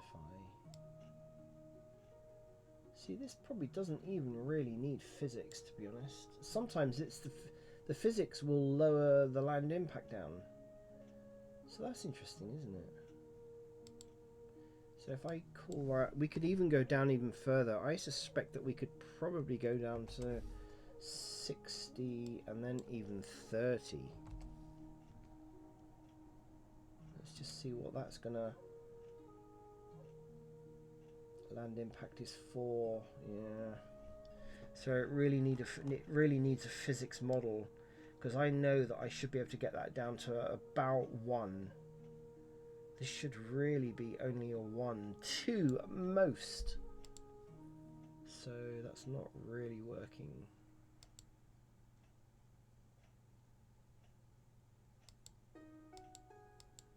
I don't think that's actually doing anything, is it? Lowest.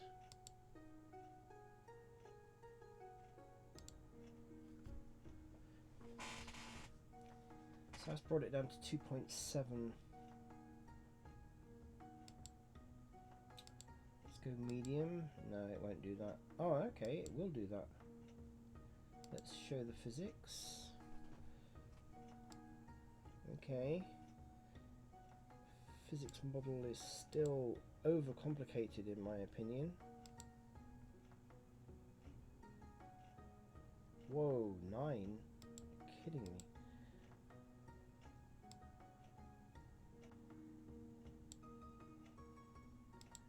Analyze, simplify, analyze, let's leave it at that.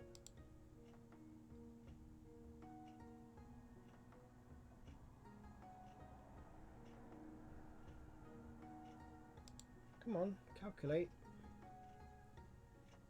Ooh, there we go. There we go, 1.6. So that could be the option then. That could be the thing to do, is not actually design any physics for this at all. Let Second Life figure that out, because it's not really required. And that will make it 2, land impact of 2, which is fine. I could probably bring this down. I want to get it down to 1. If I make that 30 and that 10, calculate.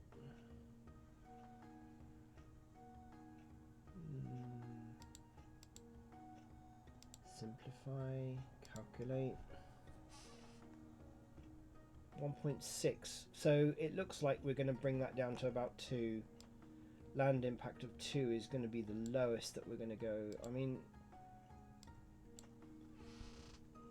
if I bring that down to 10 and that, okay, let's leave it 10, 10.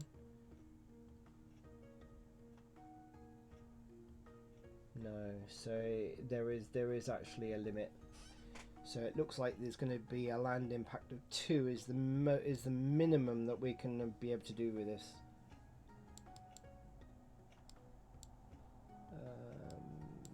Could try playing around. I don't like playing around with this level of detail because might be able to knock it down. If we can get it just down a tiny bit. No, see, it's not making a real big difference.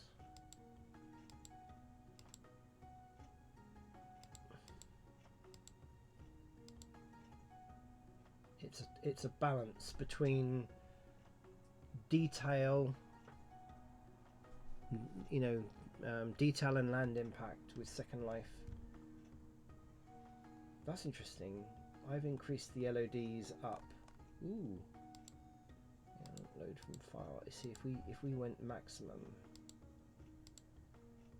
Use above. That would be silly LODs on that.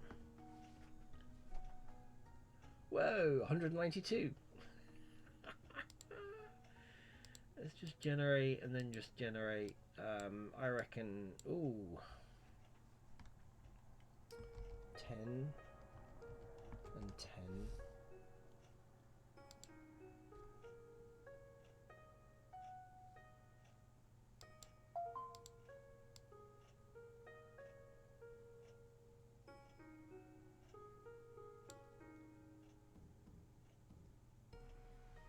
No, let's clear that 1 minute. That's gone completely bodonkers. Let's use the LOD above there, bring that down to 10 and that down to 10, and let's use the physics, the lowest physics, analyze, simplify, calculate. 1. There we go.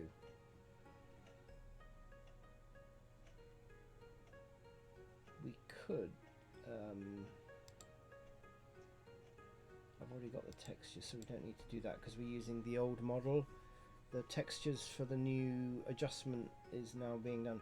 I'm going to upload that Steam and just play around with lamp 01E. Right, I'm going to upload that. That's a land impact of 1. And let's just remember the level detail. So medium is the same as the high, and the low is 1010.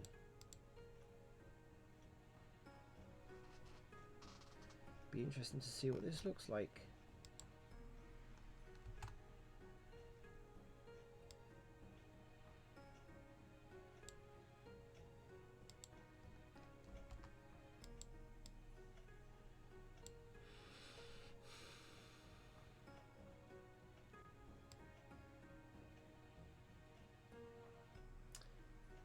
Yeah, perfect. So yeah, it disappears now. It disappears. But we are further away than you would ever need to be. See, there isn't a huge difference between the two of those now. And we're quite a distance away, so that's perfect. And up close it looks exactly the same. So if we select this, we need the texture for that lamp. Let's just see what it looks like with the texture on it. Right, so that looks fine to me. If I was talking about 10 meters. 10 meters is probably more than enough distance for a lamp. So we're at 213. Let's go back, back.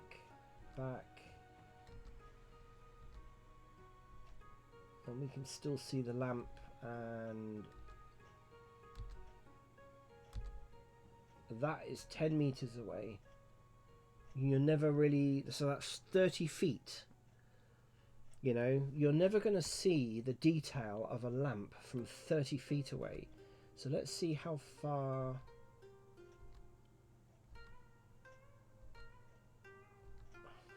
Now it's gone. Okay, so let's go forward.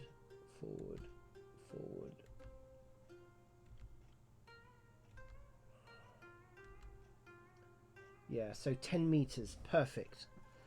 That's 10 meters from a distance. We come 10 meters, we now see the lamp.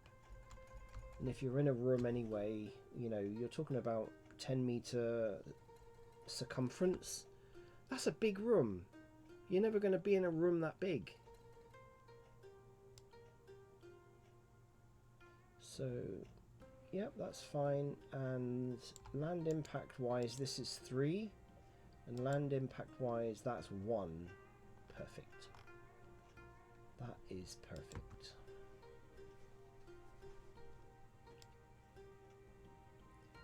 So again, I'll keep saying it. This is one of the reasons why you need to be on the beta grid. because this is how people who sell stuff on the marketplace and in world are making their money, because they make really nice things. They can test and retest before they upload to the main grid in order to sell their items. You see, now this lamp would look really good somewhere in the ship, you know.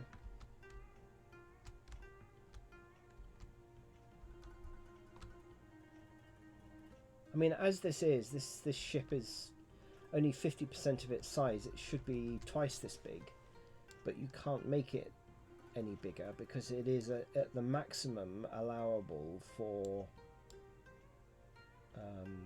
you know, one item, one object, a prim. So you gotta split it. I've got to split it down the middle and make the thing in two halves. The texturing on this is not good, but I just dumped these textures on here just to give me a rough idea of what it was actually going to look like. And this whole ship is using, believe it or not, just one texture. So it's not bad. How are we doing on the baking? We're halfway there. So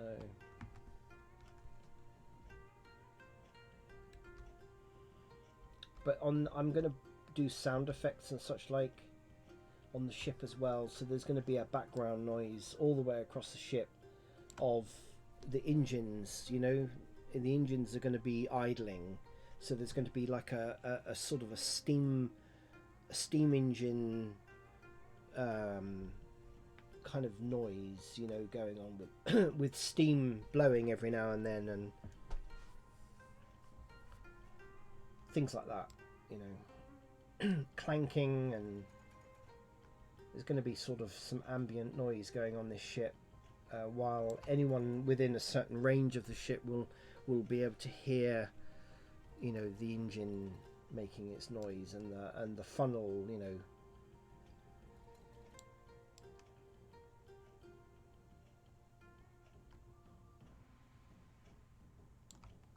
Yeah. So anyway, how are we doing? We nearly finished our lamp. Does anyone have any questions or want to make any comments or anything?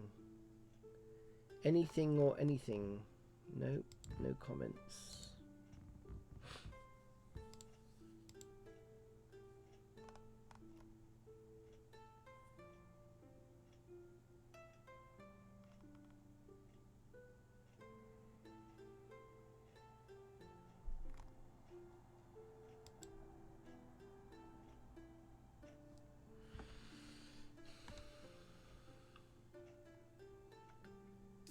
So I'm just going to leave these lamps here as an example, and then we'll see what the lamp looks like with the final texture and the final tweaking build. I like the because the wood looks like it's been varnished and then the varnish is peeling. You know, I don't know whether you've ever seen wood like that before.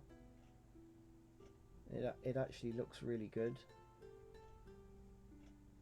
and it's the right color as well. So.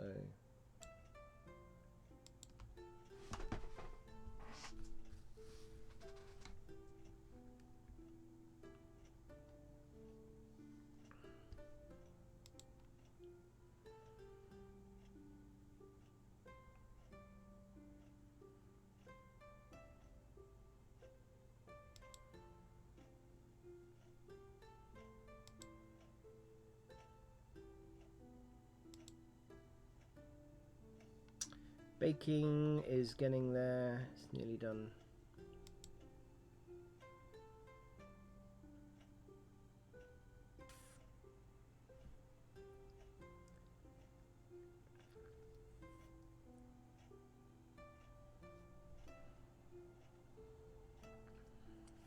Wow, I've been streaming for 4.5 hours.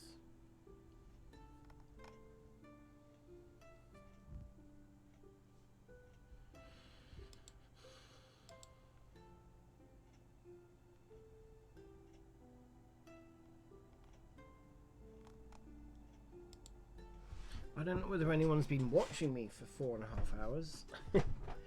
And I sometimes I do wonder whether anyone actually really re-watches my video, watches my videos for the full length afterwards.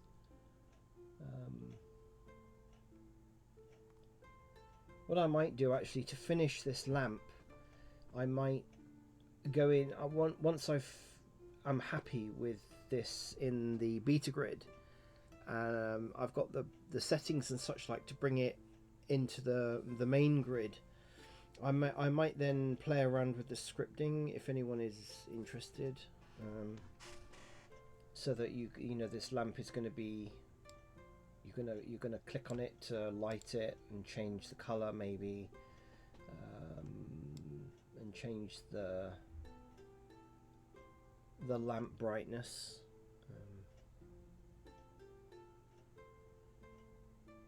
I could probably put a script in that would be really simple, that would, you would have to keep clicking, you'd have to tap on it so it'd be off.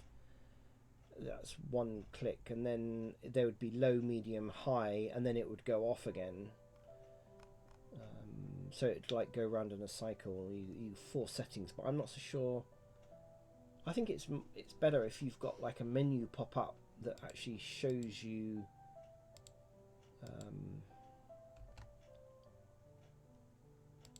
gives you options for the lamp. So you could, if you wanted to, I could get it to change color, so you could have a white light, or you could have a warm light like you do in real life, or you could have it just as a glow, because that's the other thing with these kind of bulbs. You can buy them, can't you? And they're like LED. And they glow. They just literally glow. You don't use them as a main light to light the room. You use it as an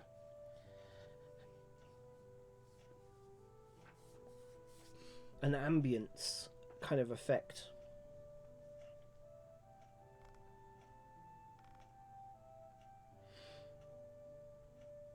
Come on. The only reason why this is taking so long is because Blender and Second Life, ideally you need to run them on separate computers, because then Blender's got the whole. I render using the GPU, and of course Blender takes quite a lot of that. Second Life takes quite a lot of that, and so Blender doesn't really have an awful lot. I've got a 4 gig card in there, and it's already using 2.8 gig of memory, so it's not, it hasn't got a lot to play with, so that's why it takes a long time to do texture baking. It doesn't normally take this long. It typically only takes a couple of minutes, but I have noticed actually with this version 2.92 of Blender, I have noticed that texture baking in general is slightly slower than normal, than 2.91, and especially when you're using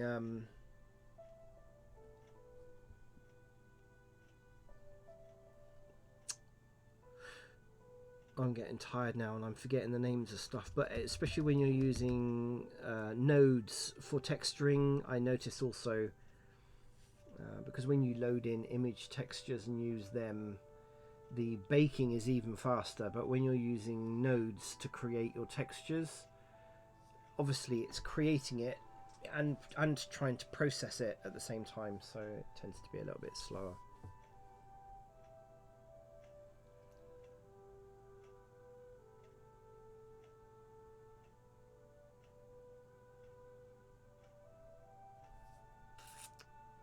Come on.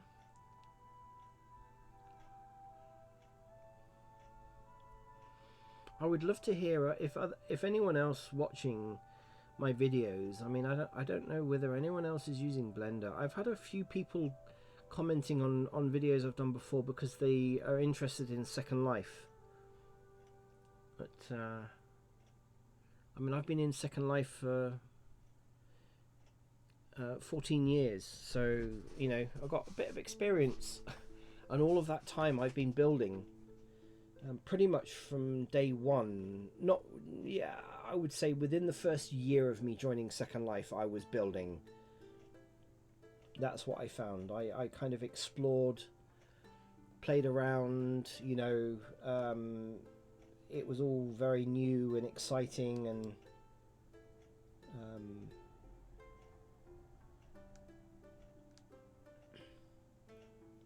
and then I just found that I could do building, and that's pretty much all I've done. So, you know, it's I like it.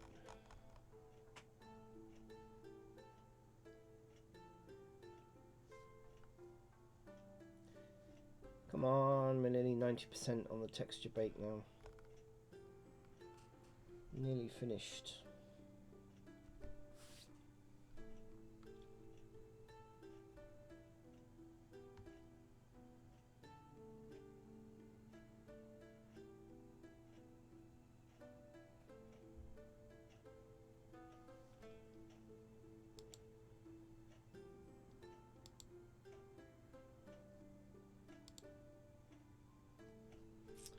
Come on, come on, come on. It's the waiting game.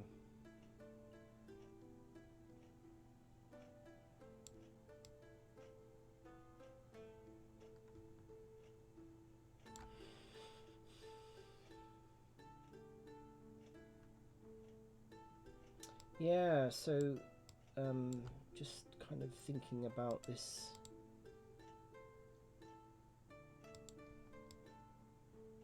This lighthouse.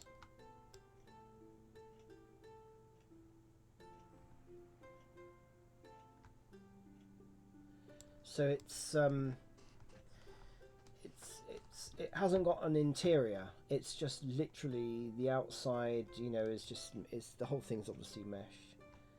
But I've built several lighthouses. Another lighthouse I did went on a pier.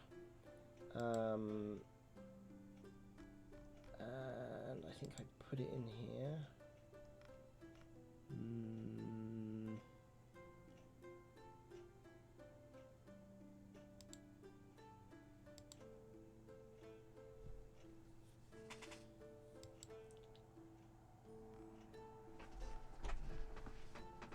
Yeah. Yeah.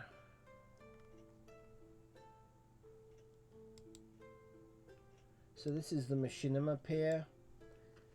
So I built this. Oh no, of course there's no lighthouse on it, is there? Yeah, well that was just the pier.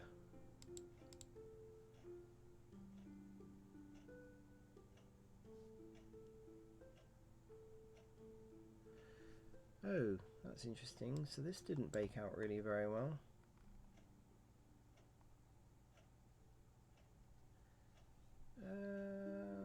Okay, why didn't that bake out very well?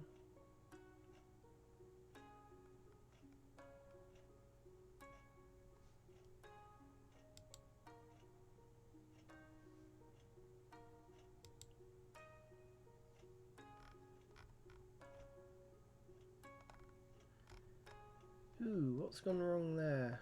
That's interesting. That's very interesting. So we got that right. We got that right. We got that right. Oh no, you are kidding me. Oh, yeah, another mistake. Another mistake.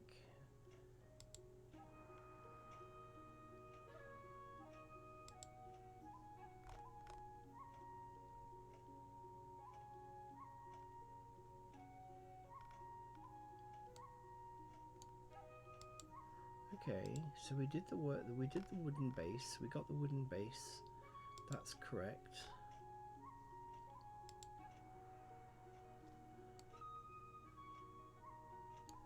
Yep.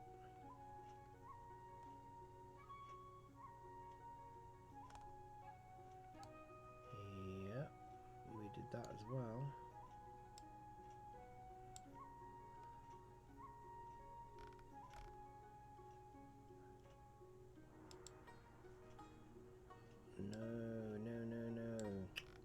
See, this is the thing, I'm getting tired.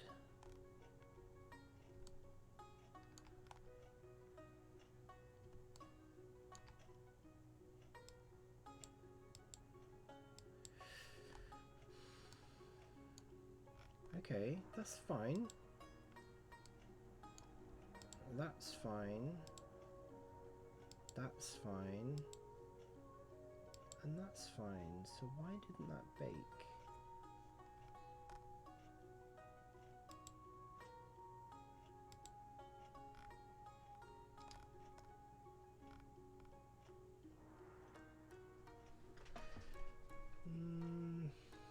Interesting.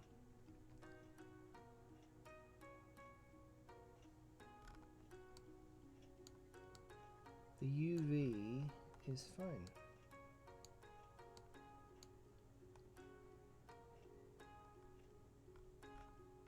We've got the right UV. We're on the right UV.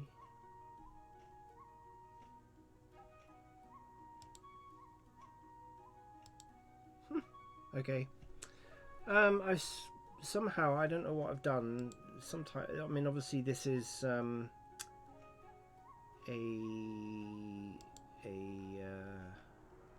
beta version of Blender, and it's screwed up somehow. Okay, so I've got the margin correct. We did the UVs.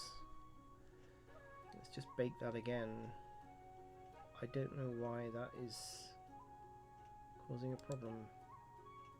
Okay, I'm going to end the stream because obviously I've been going for quite a long time, and I'm sure you don't want to hear me waffling on anymore. Okay, thank you very much for watching. Thank you for looking at my videos. Thank you for looking at my stream. I would, you know, if you want to follow me, then that's good.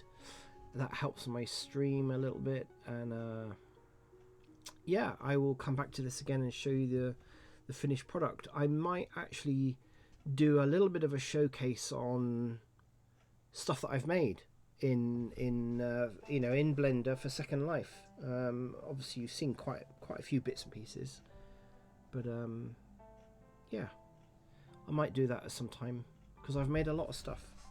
Okay, thank you, and I will see you again. Bye.